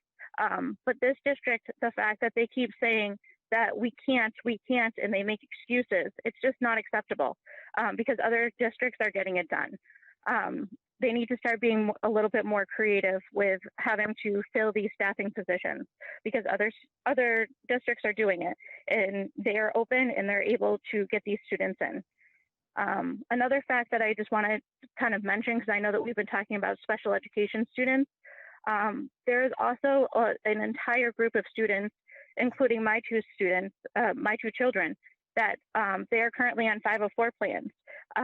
These children, we need to start talking about these 504 plans a little bit more in this district, because I do realize that special education students are important and getting them in person and in school is very important. But these students that have 504 plans as well are not receiving the accommodations that they need. So not only are special education students not getting their accommodations and getting their services that they need, 504 students are also not getting the accommodations that they need. I am providing, more accommodations than their teachers are doing, and it's not because the teachers are not fabulous. Because my two students have fabulous teachers, but they're not getting these accommodations because these accommodations need to be in person. I have a second grader who was a first grader last year who has not been in school since last year. He's learning to read. He cannot learn to read through a computer screen. That is not going to, it's just not going to work. These students need to be in person and they need to be in school. So hopefully when the school board is making that decision today and you are voting, I hope that you are voting for me and my family to have that choice. If you want to stay remote, that is fine. That is your choice. But I chose to have my students be in person, and that's what I like and what my students really need right now. Thank you. Thank you. Hi, caller 1289. If you could please turn your TV down. Name and address, please. That is required under public comments to list your address, not just your school district. It's part of the minutes taking and record of the evening. So caller 1289. Yes, thank you, Mrs. Raymond, and thank you for taking my call. My name is Jonathan D'Souza, and I live at 42 Deer Haven Drive. I'm a proud father of both a first and fifth grader who are attending Nashua School District this year. I'd like to point out a few concerns that I have, not with regard to whether or not students return to the classroom, but to the accuracy of the information being stated by board members. First, I'd like to concur with Mrs. Zeem's comment this evening that it is best that we are all well informed. I've been listening to nearly all of the board meetings held since June of 2020, and for many months, Mrs. Johnson has been perpetually providing inaccurate information during these meetings, and I believe it is past time that this should be addressed publicly. Tonight, Mrs. Johnson has yet again made several claims that are categorically false. She mentioned again today that the CDC website states that children cannot transmit the COVID-19 virus. When I checked this evening, I found that the CDC website currently states, and I quote, "While fewer children have been sick with COVID-19 compared to adults, children can be infected with the virus that causes COVID-19, can get sick from COVID-19, and can spread the virus that causes COVID-19 to others," unquote. She further stated that schools in Massachusetts are all open. When I last checked 30 minutes ago with a simple Google search, Boston, Worcester, and Lowell, a city of commensurate size with Nashua, are all remote according to their websites. While we all want to return to a state of normalcy, and we have all been under tremendous stress this year, we must use and correctly interpret the scientific data available for the safety of our children and our community.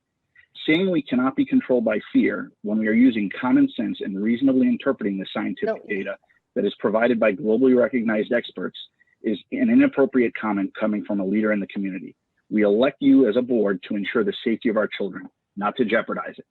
Whether or not we decide to return to school, to continue to persist in a position that has been repeatedly proven to be incorrect by overwhelming data to achieve a personal agenda is irresponsible and frankly demonstrates a lack of education that is not consistent with the role of this board. I would kindly request that Mrs. Johnson reconsider her position and at the very least discontinue referring to the information provided that is inaccurate and which can easily be refuted with a simple Google search, so we can increase the level of discourse and obtain better outcomes for our students. Thank you. Muted now. Thank you very much. Okay, hello, caller 8413. If you could state your name and address and try and keep your comments to less than 2 minutes, please. Absolutely. Can you hear me? Yes, thank you. Go ahead. Wonderful. My name is Wendy Keefe. I live at 8 Market Circle in Nashua. I have a son who is a senior at Nashua High School. And I also have a daughter who is a business graduate of South as well in Huron College. I have been calling in to almost every board meeting. I have listened to everything that you have said. And I'm actually speaking on behalf of not just myself, but several other parents that I've spoken with who work in small businesses, work as frontline nurses, etc., who have to work evenings, in part because they are homeschooling their children during the day, or not homeschooling, but having to assist their children during the day because we are remote learning. I have two things really that I need to say, and I will try to keep it very brief. One is that just like all of the colors, or the majority of the colors, I should say, before me, we, meaning the district, the board, the union, everyone needs to find a way to get these kids back in school in the timeline that we have set forth, which is January through February 1st. Like other parents that have called in, I made the good faith decision not to put my child into public education, or excuse me, private school as a senior, because it would have been devastating to him, and to keep him in the school that he knew and he loved, with teachers who are phenomenal. Again, I hope the teachers union is listening to this. I adore his teachers. I love them. We talk about things dinner. We talk about what they do. My daughter's involved as well. But he needs to be in school. He doesn't know some of them. They don't know him. And it's not just him, it's all students. They need to be in school. And there is a large population of parents that are afraid to call in because they feel that this board is not listening to them. So for some that are really outspoken about listening to parents, I hope the rest of you are taking that to heart. The next point is our seniors. I have been advocating for all sorts of special ed, kindergarten, first grade, PTE, seniors.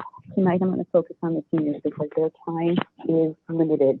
If they don't get back into the building, they are going to be put out into this world, and you are just writing them off. They are not going to have your support going forward. They need your support now. This is the only time you have support. Do you understand that?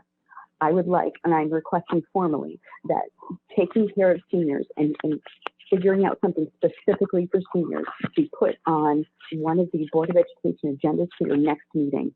I would like some plans specifically from them, both with the administration involved, teachers, district members, Board of Education members. Time is limited. It is ticking. There is no time left for them. We sought the feedback in October, and as you people have said, you've missed the boat. Well, their boat is almost gone. You have to do something for them. Please vote to keep them in hybrid as soon as possible. Do not delay them again. I take COVID very seriously. My kid will do any precaution. I think every kid will take any precaution you ask of them. I think if you ask parents to donate materials for teachers who are afraid, we would donate it. Put out donors' shoes, do something. Think outside the box. Please think creatively. Please be the advocates for our children. You are in the position of power. You need to do this for them. Thank you for your time. Please listen to us. Thank you. Thank you. Okay. Next caller, caller number 3342. If you could please turn down your television. Hello, caller 3342. Hello. Thank you. Hi, if you could please state your name, your address, and try and keep your comments to 2 minutes or less. Sure, thank you. My name is Ari, and I live on Indian Farm Drive in Nashua. The current remote instruction that's available for the majority of the students, this is really not working for everyone. My son has IEP, and it's been constant struggle despite all the wonderful support that he is getting from all the teachers and his case manager. So I listened to the presentation from last week where the high school teachers presented to the board about all the challenges that they identified with the hybrid model. I think that, first of all, kudos to all the teachers. I'm sure there are a lot of brainstorming and conversations that went in, and I'm very happy to hear that they went through that exercise. Because once we know all of those roadblocks, then we can start the problem solving and then finding solutions for all of those roadblocks. We know things are not going to start out perfect with hybrid. We are going to face a lot of challenges along the way, and we went through this with the remote learning model. We all know the remote learning today is much more improved than what it was last spring. And this is all thanks to the tremendous job that our teachers have done, perhaps through trial and error. The same thing is going to happen with the hybrid model. Teachers agreed last week that in-person learning is much better for the students than the remote learning. They also said that they're going to make hybrid work if that is what the board decides. With the dedication and passion that we've witnessed in the last year, I have no doubt that we are going to succeed in implementing and evolving the hybrid model. Nashua missed the boat. We heard this expression many times. I really hope that we will get on the next boat so we can start the journey to an improved new normal. We really need the students and teachers to be able to choose an instruction model that works for them. Last but not least, I hope special considerations are given to the high school seniors. My son is one of them, for everything that they have not been able to experience during their last year in the school district. Thank you for listening. Thank you so much for calling. Okay, good evening, caller 2608. If you could please state your name and address and keep your comments to 2 minutes or less. You got it. Hi, my name is Sean Butler. I'm a father here in Nashua of 4 highly intelligent young men who attend the Nashua public school system, 1 in the middle school age and 3 at Broad Street. I'm just really excited upon listening to this meeting because it's really interesting and exciting to hear about how our kids can soon be returning to in-person school learning. To hear that there have not been any super spreading events within our district or statewide or even nationwide is awesome. Combining that with the knowledge that many teachers who were previously out or unavailable to teach our students in person will be returning from FMLA adds to the possibility or the necessity for our kids to return in school learning. And then I know there was a mention about concerns about spacing within the schools and not being able to keep the kids within 6 feet. Why don't we simply, if that's the sticking point, why can't the district simply just make all the students wear masks? I know there's several private schools within the city limits that have been able to make sure the kids are wearing masks, and there haven't been any, as far as I know, any COVID outbreaks or other schools need to be shut down for anything related to that matter. And then lastly, I hate to kind of end on a little bit of a sour note, but I think, the snarky remarks made by the teacher president, the union president, towards one of the school committee members is it kind of shows why there is a lot of resentment towards the union in preventing our kids from returning to school. That's from my conversations with countless parents within the district. And I'll leave it at that. Hope you guys have a great night. Thanks. Bye. Thank you.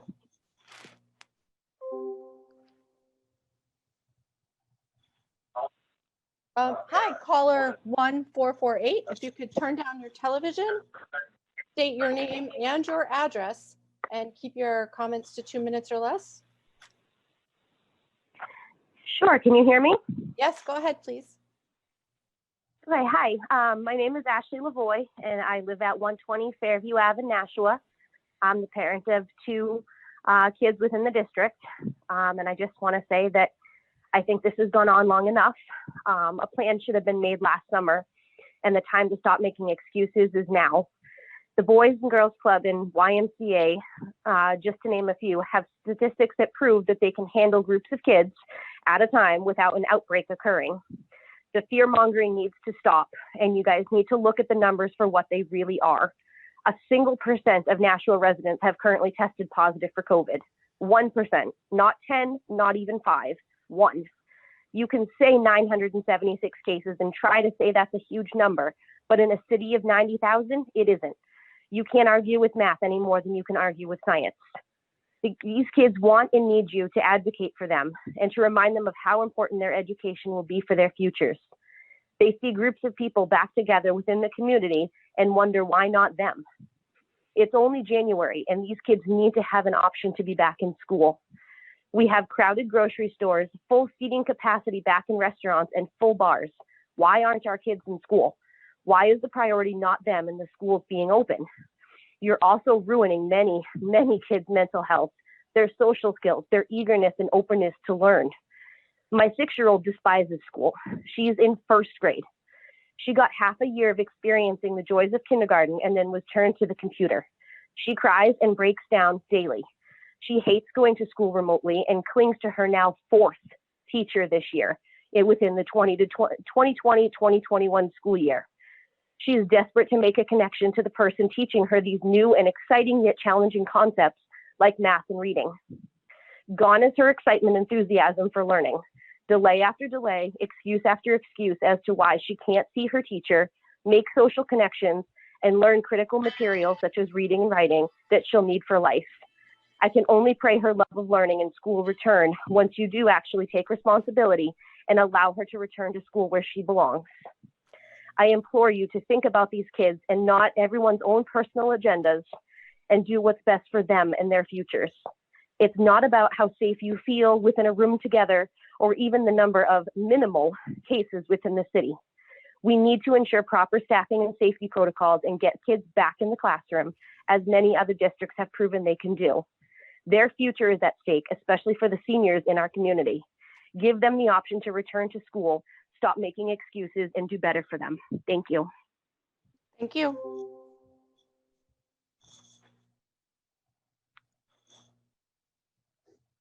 Good evening. Oh, good evening, caller 6419. If you could please. Hello. Hi, could you turn down your TV and then state your name, address? Sure. Hi. You can hear me? Yes, Sorry. I can hear you. Please, name, So, address, and keep your comments to less than 2 minutes. Sure. Hi. My name is Eldis Suarez, and I'm at 6810B Drive in Nashua. I have a 1st grader and a 3rd grader at New Searles. I can echo a lot of the comments stated by a lot of my previous callers and a lot of people in the city. First of all, my wife is a teacher in Chelmsford, and her students are all back to a hybrid model. So it kind of concerns me that Nashua hasn't even attempted that, for the larger population of the Nashua students. I'm an adult. I support adults with disabilities, and I work for an agency. We've been open since August, and things have gone really well in Massachusetts. So the thought that Nashua, as a whole, hasn't even given this a shot is extremely disappointing. The kids' education is huge, and they should be in a hybrid model.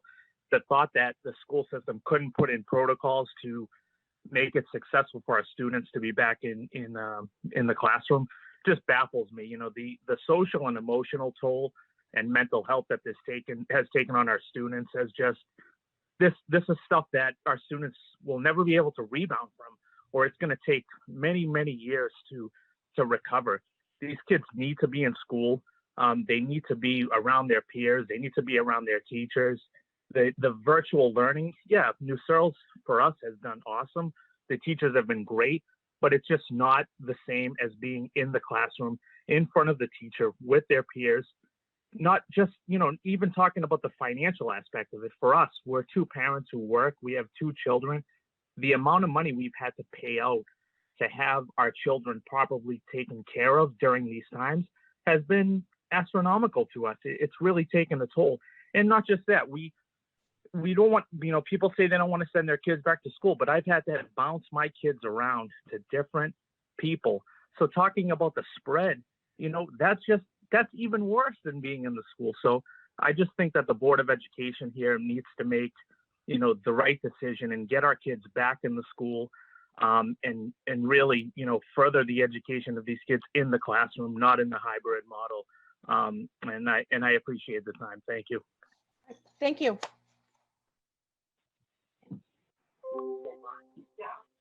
Hello, caller 1635. Hello. Hi, could you please turn down your TV and then state your name and address for the record. Hi, I'm Kelly Mazzoni, 19 McKenna Drive. My two students are from the Maine Dunstable Elementary School. Okay, thank you. Could you keep your comments to 2 minutes or less, please? Thank you.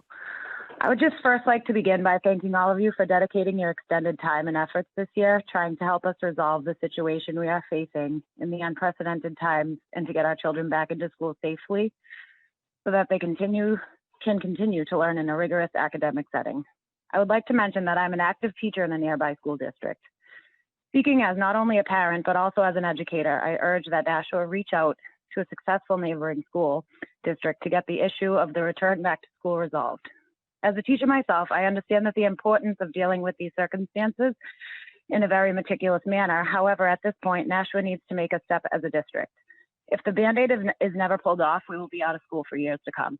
Even with the vaccine, the coronavirus thrives and has been shown not to be a super spreader in a school setting, which is handled with all guidelines and regulations in place. Just watching this meeting alone should begin to paint a picture in the minds of all involved. Microphones are dropping, volumes are low or difficult to hear, cameras are glitching. It is very easy to miss important content and information in transit in this remote format. Now, we as adults can hopefully easily adapt to changing situations due to the fact that our frontal lobe is fully developed. Imagine being a child and having these situations take place when you're trying to learn. Children without deficits are struggling.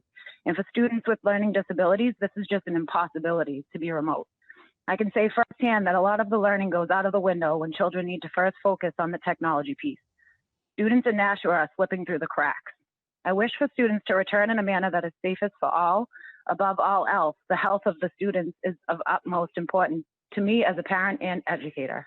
I can speak firsthand to let you know that this can be attained, and if at no point we make a step, we are not keeping our children safe all around, but rather displacing their overall safety into other areas of their well-being, including mental health, social health, physical health, growth standards, etc. Staffing is and has been an issue for many in many districts. Of course, when my district went back, people were and still are very apprehensive about being in a building with students actively in front of them. We were told if it was our choice to stay at home, there would be 3 tiers to which a fully remote status would be granted. The first tier being personally high risk to contract the virus and have severe complications from it. The second tier being that teachers had a family member at home who was high risk. And the third tier was for teachers with childcare issues. The district I work in handled each situation case by case, and many of these issues were resolved, and we have almost full attendance from inside the building. Many of the teachers who are high risk are in rooms all by themselves to lower the risk of contraction. This is doable due to the high number of students who are choosing to stay completely remote. As a whole, we as teachers were willing to make these sacrifices because we knew it was what was best for our students and for the legitimacy of our teaching practice itself. It hasn't been an easy ride at all. I've had to hire a teacher who took a leave to come in to teach my own 2 children because at first my elderly father was teaching them as I had to go to work. We knew that an in-person option was what was the healthiest for our students in my district, and they are thriving. Every student has their camera on.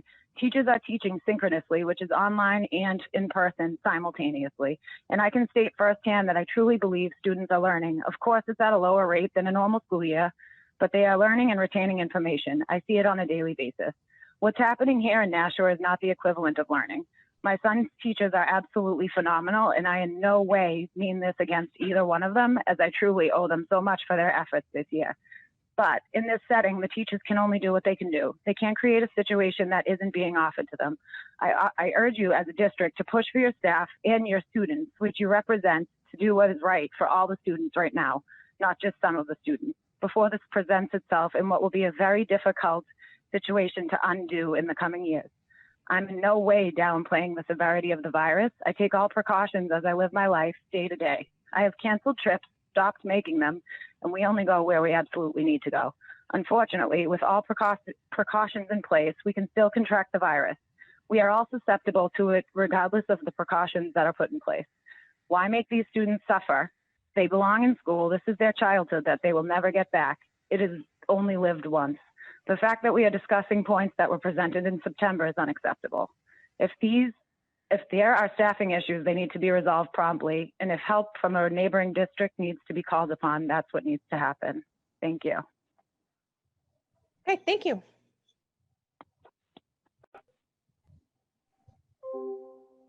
And we have one more, Ms. Raymond. Thank you, Ms. Kinsella. Oh, there it is. Hello, caller 1590. If you could please Yes. state your name and address and Yes, this is. Go ahead. Go ahead. Go Okay, right ahead. yeah. ma'am. This is Denise Meyer. I live in Georgetown in Bicentennial area. And yes, I agree with all the other callers. I am very disappointed in the Nashua School District. My child is a sophomore at South. She hates the remote learning. She is a good student, but she is basically teaching herself, but I can see her falling behind. In the fall, we were given the choice for remote or hybrid. I voted for hybrid, and it wasn't even given a chance. Why was that? Why was that choice taken away from us? These students are suffering emotionally and socially by being remote. Learning is not the same. These kids need in-person classes so they can learn from a teacher and not a computer. To learn concepts, you need to be focused. And with remote learning, Wi-Fi going down, glitches in computers, it just isn't working. It's been 10 months of this and it's not getting better. It's time to do better by implementing the hybrid. Like I said, these kids are struggling and it's been a lost, wasted year. Schools are essential. I too am a frontline worker and I do my job. I wear full PPE, but I need to be there for my patients. Is there a reason why the teachers can't do the same for their students? These kids need to be taught in person. They need the social aspect of school. They need the interaction with other kids. We need to be advocates for our children. And I hope the board hears all of our voices tonight and gives them the chance. And thank you. Thank you. Okay, so this ends the comment period of the evening. I want to thank everybody who called in for taking the time to do so. And thank you to administration for hanging with us for this. I know that public comments wasn't on the agenda, but seeing that there were callers, I think we all as board members felt that it was important to allow those people the chance to speak. So moving on, at this point, I think it's time to make some decisions about where we want to go. I don't believe there are any other pieces of information or data from administration. Okay, so Ms. Giglio? No? Okay. Ms. Brown? I move to move forward with the current model that is in place for the hybrid model to start on January 19th. Okay. Ms. Brown made a motion to move forward with the model where we go back, the hybrid model that we had been calling the principal's plan, right? That's what we called it, the principal's schedule, starting next week. Is there a second? I can't see everybody, so I need you to either use the chat or shout out. I'm not sure what she's saying. Can she expand the model that we're using? When we were talking last week at the teachers' presentation, there were the hybrid. There's one hybrid that's totally remote, and then there's another hybrid that you have remote and you have in person, and you're mixing them together. Which of those are you saying here?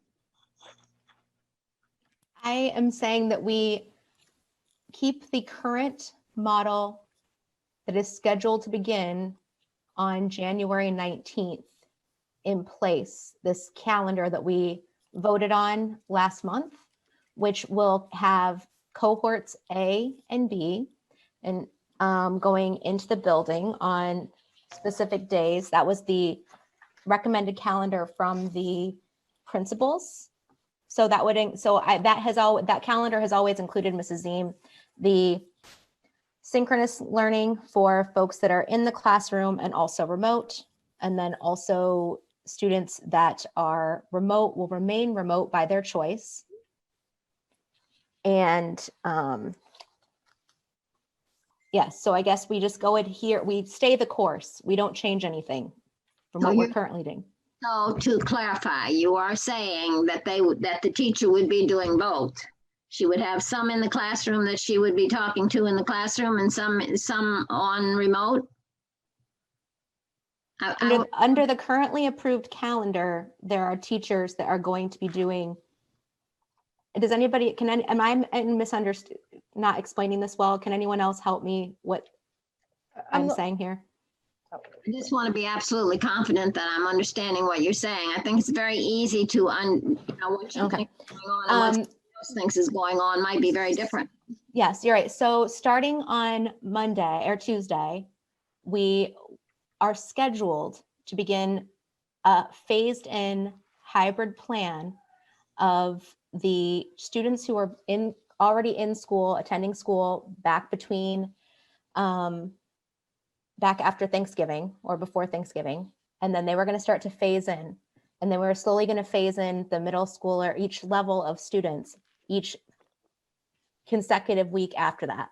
So it'll be the elementary schoolers, and then we're going to phase in middle schoolers, and then 2 more weeks, and we're going to do another group of kids. So it was the current, just stay the course about where we're currently going. If there's no second for the motion, however, I have an alternate that I would like to put forth. And I was just trying to, everyone's seeing me move my camera around. I was trying to pull up the principal's calendar. Do you have it in front of you, Ms. Brown? No, I didn't. Honestly, I'm going to be honest with you. I have a pretty good grasp on the fact that I don't think that the consensus of the board, I was just going to get this motion out of the way so that it could knock it out. Is this going to and get the conversation done so we can move on to the next one? Yeah, I don't have the calendar either. I just have the sample daily schedule. Because for some reason I separated them in my file because that's just, that's how my day is going. Okay, so did someone want to second Ms. Brown's motion? I see Ms. Johnson. I don't want to second it. I was going to ask if we could, if Ms. Kinsella has the original calendar that we voted on, so we can bring it up so we all can see it again, because it's been a while. And the other thing is that we're slowly moving everybody in. You know, I'd like to see the seniors start getting back into school. Why can't we be with the seniors in the elementary? I mean, I'm just afraid that our students aren't going to get back into the classroom. You know, and if anybody thinks I take it lightly about COVID, you know, I've read there's a lot of reports out there about the spread of it. Kids are not super spreaders. I don't want to see our students miss this opportunity to get back inside. Well, you know, we'll have a stopgap plan if something happens, if we get COVID. But other schools and districts, whether they're larger or smaller, have been doing it successfully, and we haven't done anything yet. So I think it's very important that we really come down with a concrete plan here tonight, because we keep kicking the can down the road with nothing. And we heard the parents again, and you know, some parents want to be, some teachers want to be. We can do both of them if we have a plan in place, and that's what we really don't have. And I really would like to see our students, you know, the high school, our seniors, they're going to lose their whole year of school, and that's they lost last year.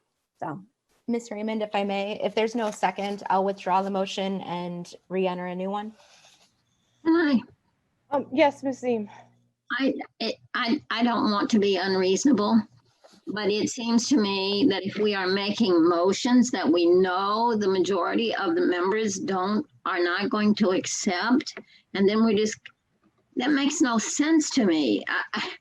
You know, we are a body that rules by quorum. That's a majority. We have to get 5 votes. If you know that you can't get 5 votes, to me, we don't have all night. I don't want to sleep here tonight. No offense, but it's already 9 o'clock, I think. And this promises to be at least an hour conversation. So we're talking that's probably going to be at least 10 o'clock. And to make motions simply for the sake of making a motion, I'm sorry, but I feel you're wasting our time, and I feel that's not in the best interest of the group. And I'm not trying to beat up on you. I don't like beating up on people, truthfully. but I also don't like, I feel like I'm being beaten up once. Well, Ms. Seem, actually, I was thinking that maybe if there was a chance that that motion would pass, that we could actually end this meeting earlier, because if we stay the course, we don't have to change anything at all. But instead, I withdraw the motion, and instead, I'd like to enter a different motion, because I think one thing we learned from last week was that this entire time we've been treating all of the school district but in the same fashion. We've been treating elementary school like middle school, like high school, like CTE and special ed students.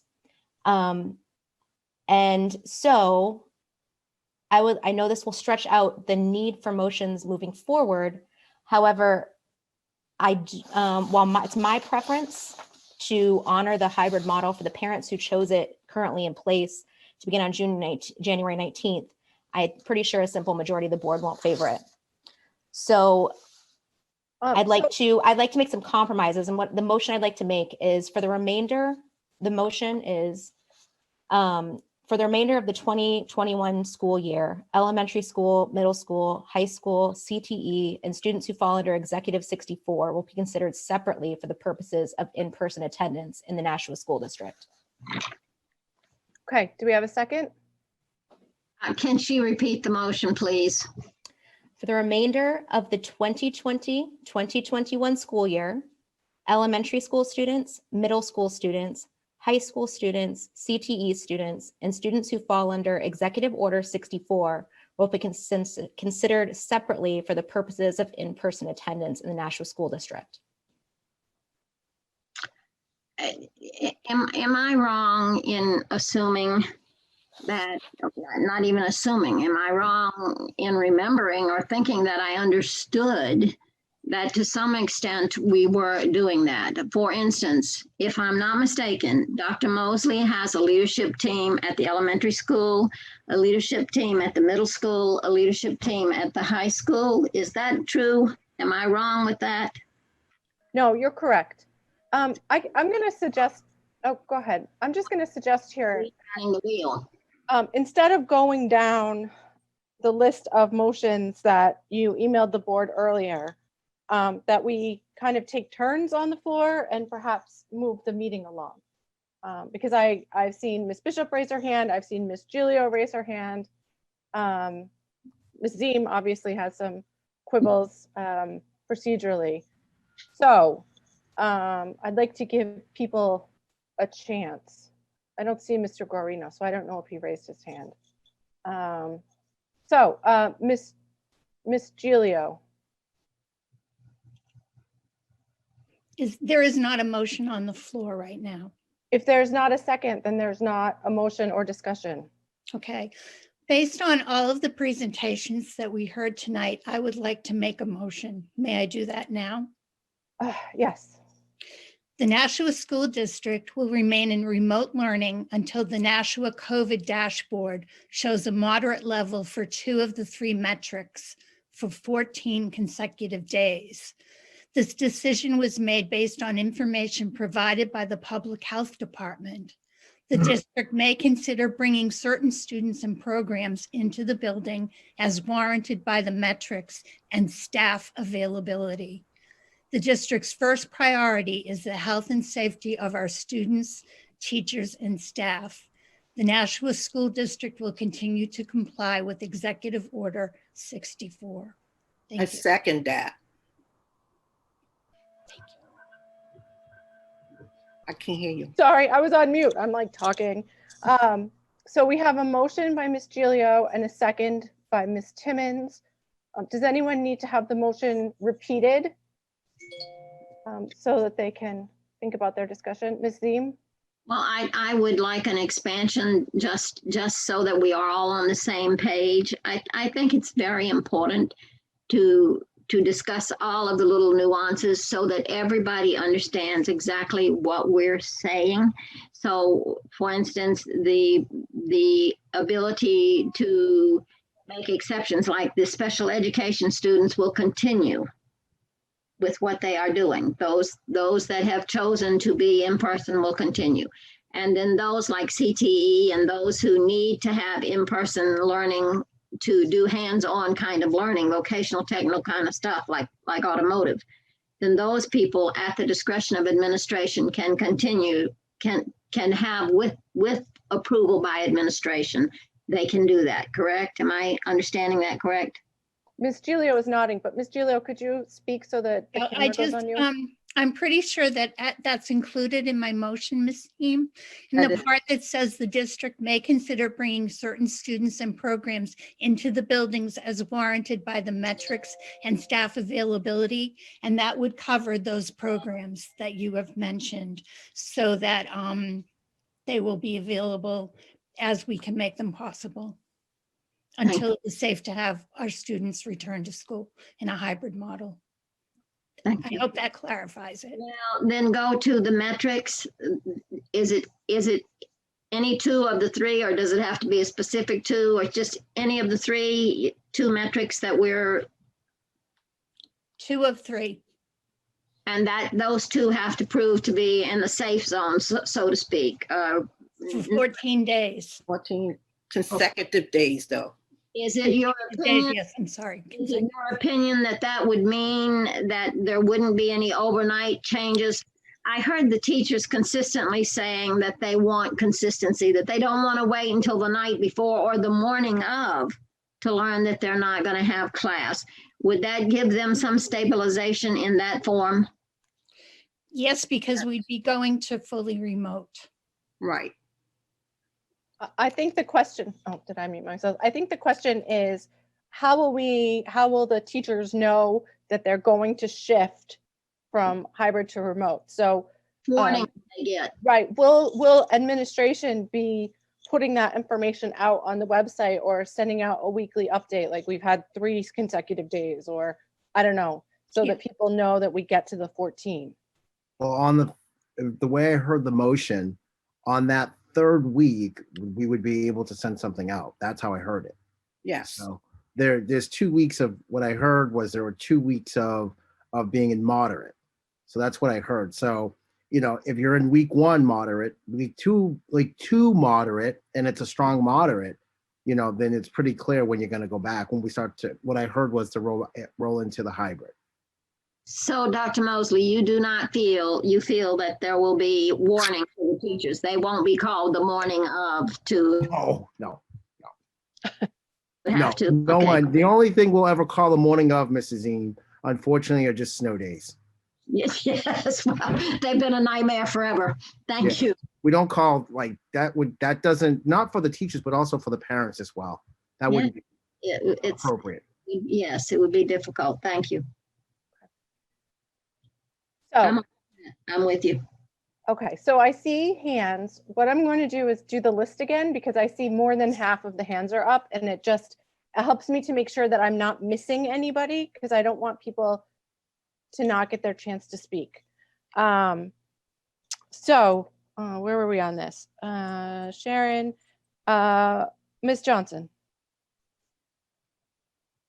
Thank you. I can't support this. I mean, are we not listening to parents also here about their kids going back to school, the emotional? We have a social and emotional learning program in our curriculum. And these children are going to fall highly into this. The parents want their kids back to school. Some of them financially. I've heard teachers that we got emails saying that the elementary school teachers are babysitters. They're not babysitters. These kids are supposed to be in school. They're of school age. And yet, I've got to ask everybody this. Is anybody going out to the grocery store? I mean, I told you I ran into the mayor at Whole Foods today with his mask on, walking through the store at 9 o'clock this morning. It seemed perfectly healthy for the mayor to be out there where he should have been in the office working on my tax dollar. These parents and all of us are paying for our students to be in school. And we've got empty buildings out there. The kids aren't in the classroom. And yet, we're not like Salem, but Manchester's big. Boston schools are open. New York had opening schools. I mean, we could have started doing this in the fall, but we didn't do it. We pushed it off to the winter. Now winter's here, we're pushing it off to the spring. Spring comes, we're going to push it off to the fall because everybody admitted last week that the calendar that we have, that we voted on, is going to be full back in school. But we're not considering the students here, that they need that socialization. I'm not going to support this. I'm supporting the students back in school. That has been my position all along. I'm going to keep my position like that. And I'm listening to the parents, and they have teachers that have written to us that said that they're willing to go back into school. One teacher I read, what was it, last week, about she was talking about remote, the failing grades. We're going to have a bigger mess on our hands next year if we have these students failing. Where are we going to put them? In the grade they're in now, or we're going to advance them? So I feel it. I've listened to the parents, and the students need to be back to school. These high school seniors are going to have nothing like they did last year. Last year was one thing, it was an emergency, but it was all about flattening the curve, the deaths. And people can call me an idiot. I don't care. I read, I interpret things, but it was all about flattening the curve last year, about the deaths. We flattened the curve. We've had, unfortunately, 60 deaths in Nashua and 542 active cases out of about 90,000 people. And if I did my math right, it's about 0.01%. And we're keeping students home because of this. Parents should have the choice, hybrid or remote, full learning or remote. Thank you. Okay, thank you, Ms. Johnson. Next, I have Ms. Oden. Thank you. I want to thank all the parents, teachers that wrote to us. You get a real sampling. There are people on both sides of this. What I tend to believe is that not one size fits all. When I look at the elementary level, we have multiple teachers at each grade. I would think we could set something up where these elementary students could go back in and they could have remote teachers and they could have hybrid teachers. And I believe that's what first grade has been doing now in kindergarten.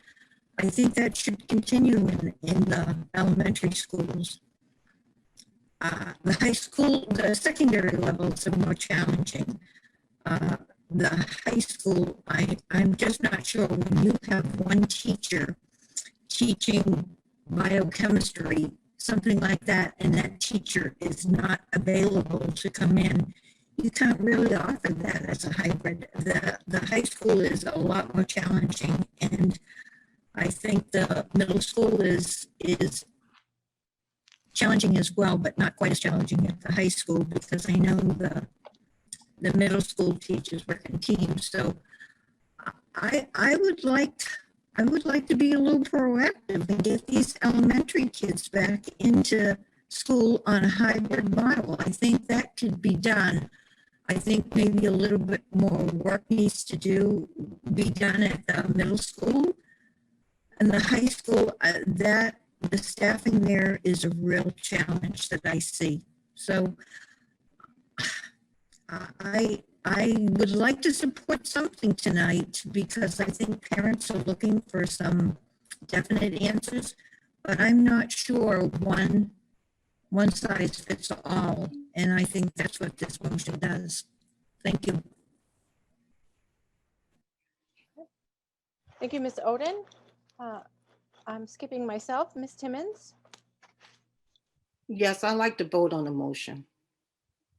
Are you calling the question before other people have their chance? Weston. Okay. Okay, the motion to call the question, I don't think it needs a second, but we do need to vote first on whether to call the question, which means ending discussion and going directly to voting. And then depending on how that goes, we will either go back to discussion or take the vote immediately on the motion. I'll second the calling the question if it needs a second. All right, so covered our bases either way. So Ms. Bishop, if you could please call the roll on calling the question. A yes answer means we end discussion and vote immediately. A no answer means we continue discussion. Just filling in my handy dandy sheet thing. Ooh, you got a notebook? I'm sorry. Sharon sent me a thing.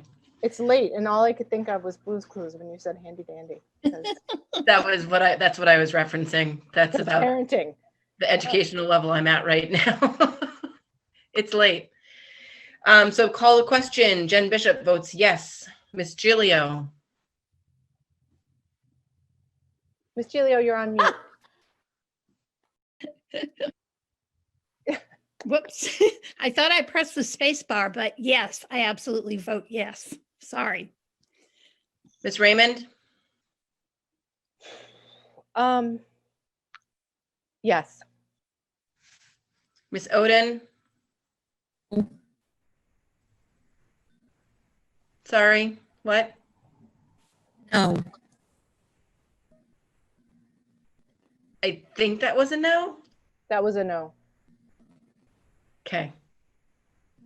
Miss Brown? Hard no. Miss Johnson? No. Mr. Garino? Yes.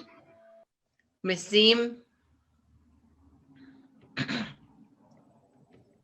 Call the question. Yes. Miss Timmons? Yes. Now I have to add 1, 2, 3, 4, 5, 6. So that's 6 to 3. The yeses have it. Okay. So that means that we are no longer going to debate on Ms. Gilio's motion. Ms. Gilio, could you read your motion one more time so it's fresh in people's minds when they vote? Yes. Yes, I'd be happy to.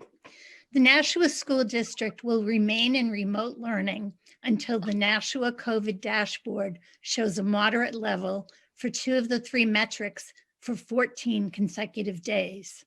This decision was made based on information provided by the Public Health Department. The district may consider bringing certain students and programs into the buildings as warranted by the metrics and the staff availability. The district's first priority is the health and safety of our students, teachers, and staff. The Nashua School District will continue to comply with Executive Order 64. Okay. So Ms. Bishop, when you are ready. And just to clarify, Sharon, Miss Gilio made the motion and Miss Timmons seconded it, right? Yes. Okay. I'm the first one. I'm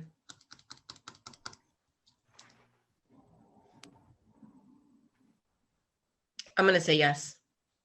Miss Gilio? Yes. Miss Raymond? Yes. Miss Oden?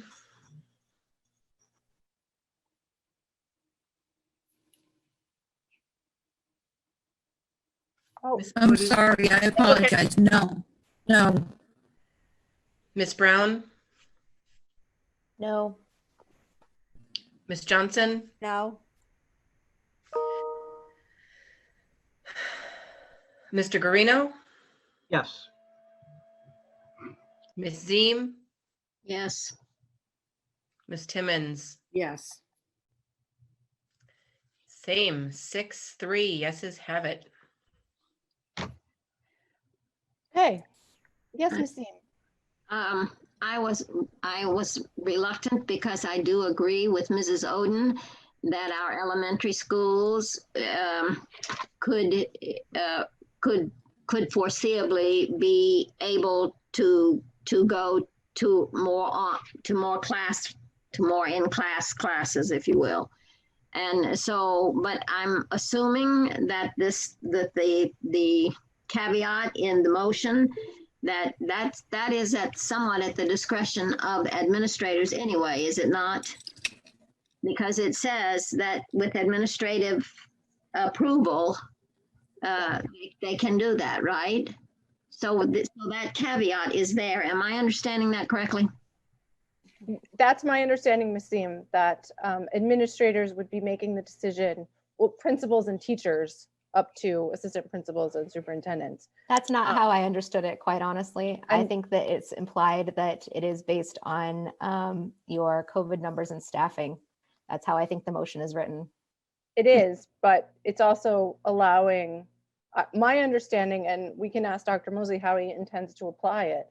But my understanding was that it would allow principals and teachers to make decisions for small groups. Can I just say, as a point of order, we need to stop interrupting.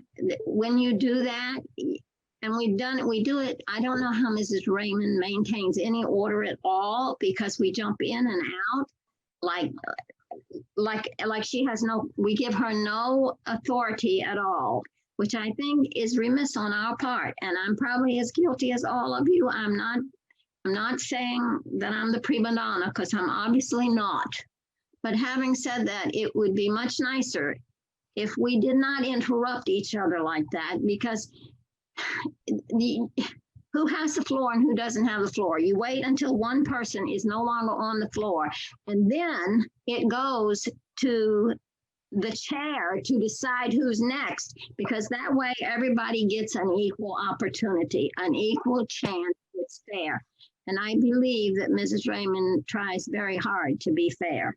So I would beg you all to, and I have to say, I'm very disheartened because we don't seem to believe in the rule of a quorum. That's a democratic principle. It's the principle on which our nation was founded to some extent.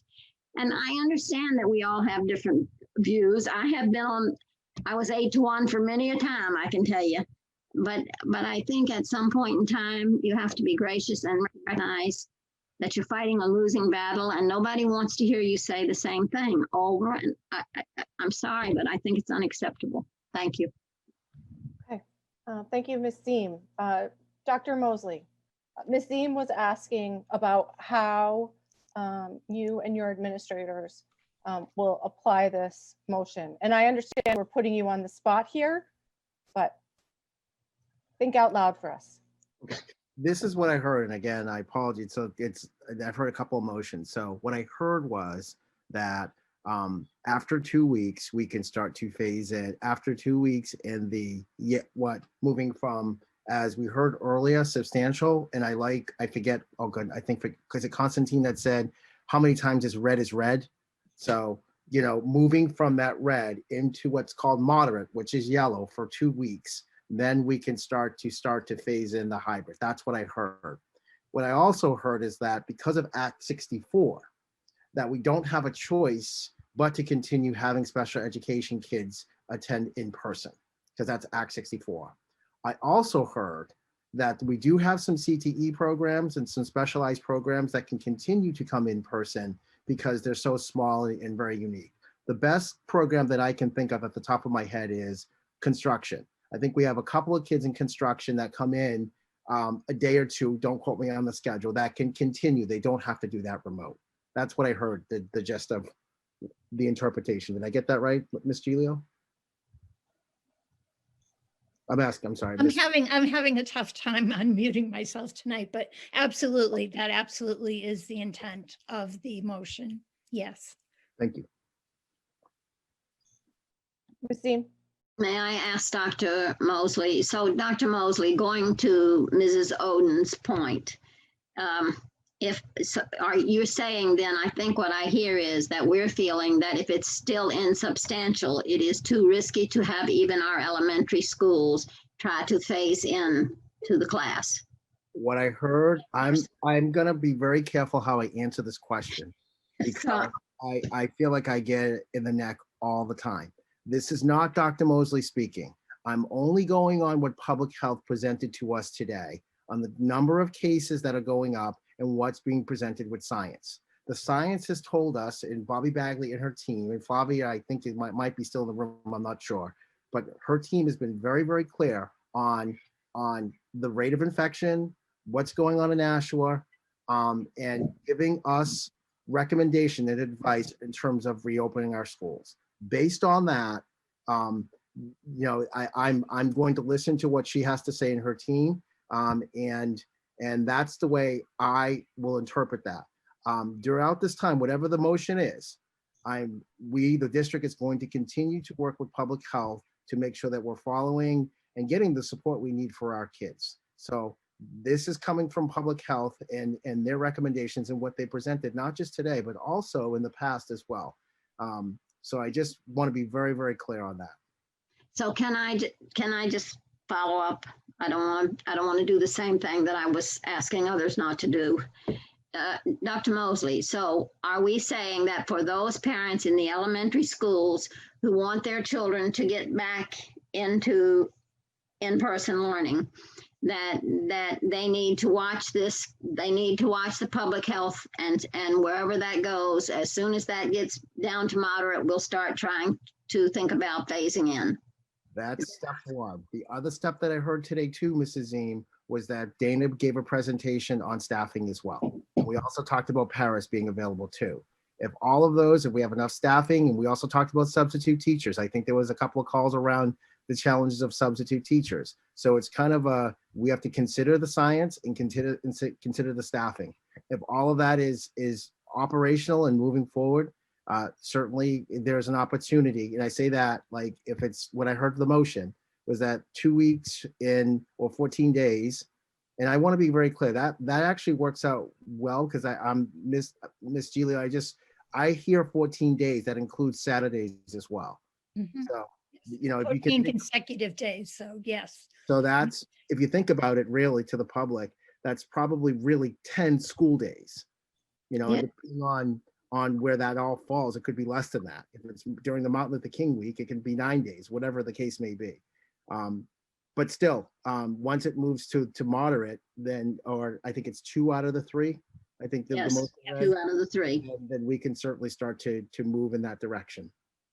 I'm just, because I just want the parents to make sure they understand, because I think at a minimum, we owe them that courtesy that they would, and sometimes it's not as clear to them because a lot of hot air passes over the board from all of us. That's not intended for anybody. So thank you very much for the clarification. I appreciate it. No problem. And thank you, Mrs. Raymond. Yep. All right, thank you, Mrs. Ziem. Mr. Dunn, and then Ms. Bishop.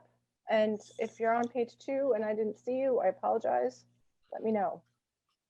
So, from what I'm hearing from students and teachers and the population is that we haven't really had any clear, concise data on like we've been creating false hope. And that's what I really like about this motion, was that we're having clear data that is given, and that's when we're going back. But I also agree with Mrs. Oden in the fact that we have to treat our 3 school, middle, elementary, and high school differently. And that if we don't have enough staffing, like we can't go back to high school if we don't have enough staff.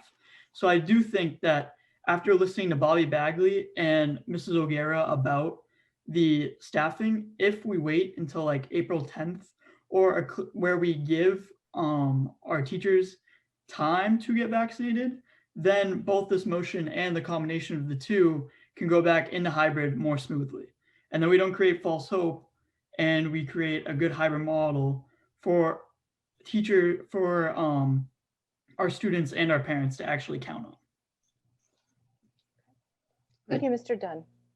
I have Jennifer, and then, I'm sorry, Ms. Bishop, and then Ms. Brown. I didn't see her, but she let me know in the comments that she also had her hand up. So if anybody else, if I've missed you, please let me know in the comments. Oh, Ms. Giglio just went up. So Ms. Brown, I'm sorry, Ms. Bishop, Ms. Brown, and then Ms. Giglio. Okay, so my question is a clarification question, because it sounds like, sorry, this is, I do feel like there's an element of pushing the can down the road and passing the buck on all of this. But if we go 14 days without staying within the same moderate zone that we need to stay in, does that mean on the 15th day we're back in school, that we have spent the last 2 weeks coming up with a plan, and then teachers know I feel like we need to figure out how many days notice we need to give the teachers. Is it 3 days? Is it a week? Is it a month? And then what is the, is there a time frame for when people need to file for EFMLA, because we may have even less teachers available to us, or can they file it the night before? Oh.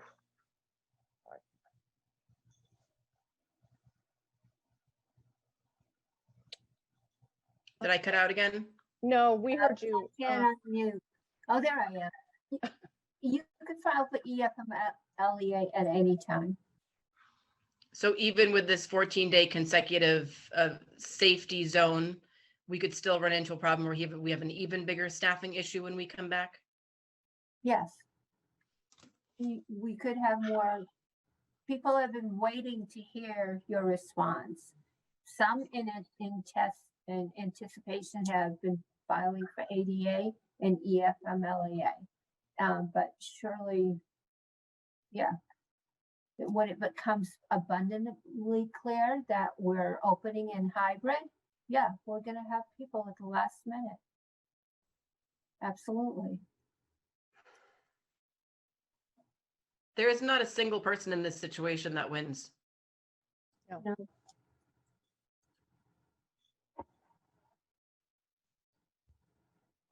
No. I have so many things to say, but I'm going to stop now. Okay. I think that's a good plan. So hold on, I'm losing track. So next was Miss Brown, then Miss Gilio, and I see Miss Johnson. Did you have your hand? Yes, I did. Okay. You know, I'm listening to the questions, and Oh, these wait. questions. I'm sorry, Miss Johnson. I was trying to make a list of whose hands Okay. have gone up. I apologize for being unclear. So I have Ms. Brown next, then Ms. Gilio, then you, Ms. Johnson. Thank you. There's a lot of questions that are coming in after the motion was both made and voted on. I think that we made a mistake in calling the question too early. And since I didn't get a chance to weigh in before, I'm going to go ahead and read my statement now. I know under our Robert's Rules of Order, since I voted no on the motion, I can't move to reconsider, but if down the line somewhere someone else will, maybe they'll hear my plea. So I actually feel like this motion doesn't take into account any of the information that we took in from principals or teachers last week. I'm skeptical that this is really more than lip service to the school district, that it just kind of pushes the Board of Education to delay the decision-making off onto something else. We're placing blame here, placing blame there. And let me tell you the details of why I think this motion ignores these things. We're still treating all three levels of education the same: elementary, middle school, hybrid, and their needs are different. That was one of the biggest things we chatted about between Thursday and Wednesday and Thursday. We heard specifically from the middle school's principals that had originally endorsed a January 19th start date, that once we had a firm date to go back to school, the teachers turned in ADA and EFMLA accommodations. And that's fine, we have to adhere to them. But they aren't going to turn those in until they know that they're going to be going to the classroom. So you know what, it might be 2 weeks out, and then we're going to have those things come in. We're going to be back in that cycle. We continue to be short on applicants and substitutes, both daily and long-term subs, which I think is something we need to address in our HR department. But the principals were very clear that we just don't have the staff for the hybrid school model right now. At the high school, and the teachers and principals were kind of in the same boat. Subs, again, were a challenge. And I don't think that's going to change by pushing out either a start date or attaching these kind of things. However, high school also focused on the academic impact of transitions to the hybrid model, because we actually didn't mention in this motion, it's not clear, is that the beginning of when the transition plan starts for when we're going to roll in the kids? Is it kindergarten and first grade and fourth grade and going up the line, or are all the kids going back on that next day after the 14th transition? That's not clear in the motion. The high school principals and I'm sorry, high school teachers reiterated the fact that their preference would actually be either fully in school or fully remote, because that's how they could best surface their students. And they tackled at length the same big issue that district parents have. District communications are still providing, still lacking a clear plan for everything: COVID exposures, how that's going to be tackled in the school, technology issues, snow days. It's the same question that we've been talking about since last June. And we finally got a hard start date for January 19th, and there's still no plan. They're still having the same questions a week out. And you know what, I'm going to have to give some major credit to the middle school teacher who did a great hybrid demo lesson for us. She was really candid about the fact that there are going to be issues that pop up in every model, but she and the other teachers were ready to troubleshoot on the fly if that's what we choose. So essentially, that's what we're going to be throwing these teachers into, is whether it's next week, 3 weeks, 10 weeks from now, we're going to be throwing them into this hybrid model where there's going to be on the fly troubleshooting. But at this rate, if we're talking about really getting 2 weeks of transmission rates to go down, we're probably, and the vaccinations are going to be between March and May. The most likely chance that we're going to get these kids into school is probably, if at this, using this motion, we're probably talking May at the earliest. And in that case, you're going to be then having to troubleshoot on the fly to learn a new model 3, 4, 5 weeks, maybe before the end of the school year. Quite honestly, I think that this board has made a very big mistake with this motion. I think that we have just delayed our decision and delayed the process, and still not given the teachers or the community really anything firm to act with. We've got so entrenched in fighting the same battle over and over and over that we've forgotten the war. The war and our purpose here is to provide the best possible education for what we can do with our students wherever they are. And now we're here in January, frustrated, angry, split, and it's not fair. It's not fair to the teachers. It's not fair to the students. It's not fair to the taxpayers. It's not fair to the grandparents who don't get to hug their grandbabies. It's just not fair. But it's time to step back, take a look at what this war is really about. And it's about educating our kids and try to minimize the damage and determine for whom remote learning is the least fair. We've got, the fact is that there's an in-person teacher deficit, and we don't have the human capital to get all the kids back in the school district safely at this point. But I think moving forward, sorry, I had my remarks a little bit different here. I think we need to prioritize our in-person learning experience for elementary ed, developing readers, hand-on CTE programs, and special education services to meet high school regulations. We also need to do some special outreach for our high school students and middle school students. And while moving forward with something like that would not be equitable, it would be addressing the issues that there are some people in this community for whom this experience is even less fair. And I think that we have made a grave mistake. Thank you. Thank you, Ms. Brown. Ms. Giglio?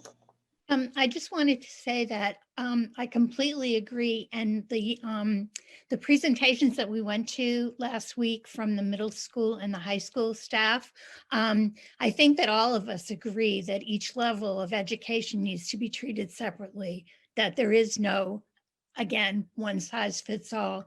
And I do believe that we need to come up with a plan going forward. We're not going to all of a sudden have 2 weeks of the metrics looking good and then the night before announce, oh, you know, these grades are going back to hybrid tomorrow. We need to come up with a plan to follow up on this motion. However, we've been meeting for 3.5 hours now. Normally after 2 hours, we decide whether we want to continue meeting or not. I don't know how any of the rest of the board feels, but I really don't care to go on for another half hour or hour of this meeting. There are plans that need to be made, but we're not going to get to make them tonight as an entire group. So that's all I wanted to say. Thank you, Ms. Gilio. Ms. Johnson, then Ms. Timmons. Thank you. Well, let's see, we voted on a motion. Now we need to make plans on how to implement this. Back on October 1st, 2020, Sununu says all schools should offer some in-class learning. So this is from the union leader. So I'm not lying about anything. I think a disservice was done again to our students tonight. Parents are in tears. Nobody knows their children better than the parents. They're out there advocating for their kids. And we're not willing to send them back to school.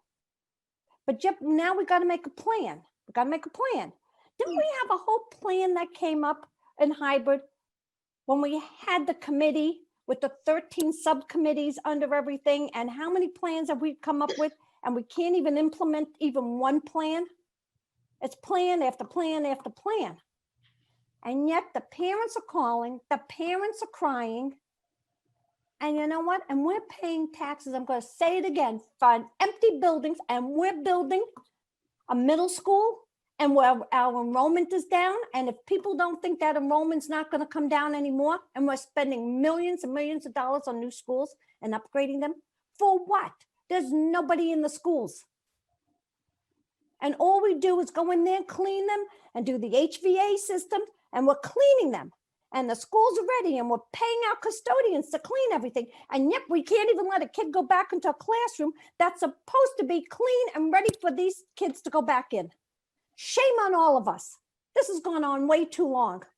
And if the parents are angry and the taxpayers are angry, so be it. They have every right to be angry. I'm just totally shocked that now we vote on something. Now we got to come up with a plan. And how long is that going to take to come up with? It's going to go to committee. And then it's going to come out of committee, and then we're going to vote for it at the full board, and it's going to come out something like this again. And yet the kids don't go back into school. There's no elementary. There's not going to be any middle school. There's not going to be any high school because of the numbers, because of the numbers. These numbers could stay as substantial for the rest of the year. And that means our students miss a whole year of school. Thank you. Thank you, Ms. Johnson. I'm just going to go. Ms. Timmons had her hand up. Ms. Ziem has her hand up. Mr. Guarino has his hand up. Then I would like to say something brief, and then I suggest we adjourn. Because I was going to suggest that too. So we'll be here till 11 o'clock. It's not going to be, everybody's not going to be happy. It's going to be some very upset parents, and it's going to be some very happy parents. We had a 50-50. There was a lot of parents that called in, but we had a lot of parents that didn't call in. And they wrote in, they didn't call in. Does not mean that I'm so tired, I can't even think, that their answer, their requests for their students are no different from anyone else. So we're in 50-50. We're gonna either make some happy and some not. So I think we need to just adjourn because we're not getting anywhere. And the speeches are wonderful. I respect Ms. Brown's speech and Ms. Johnson, but we did vote. And I am making a motion to adjourn. Okay, motion to adjourn. Second. Seconded by Ms. Brown. The motion to adjourn is not debatable. So when you're ready, Ms. Bishop. Yes, please. Ms. Ziem, we can hear you, my dear. Sorry. Ms. Ziem votes yes. I vote yes. Ms. Gilio, Yes. Ms. Raymond, Yes. Ms. Oden, Yes. Yes. Brown. I heard you. Thank you. Ms. Brown, Yes. Ms. Johnson, No. Mr. Guarino, Yes. Ms. Seem, I regret that Heather didn't get to speak, but yes. Ms. Timmons. Yes. Motion to adjourn passes 8-1. Okay, thank you, everybody. We are adjourned at 9:35 p.m. And our next meeting is finance tomorrow, and then we have a full board meeting on the 25th. Is that right? 26th? The Monday, the last Monday of the month. Thank you. Bye. Bye, guys. Bye.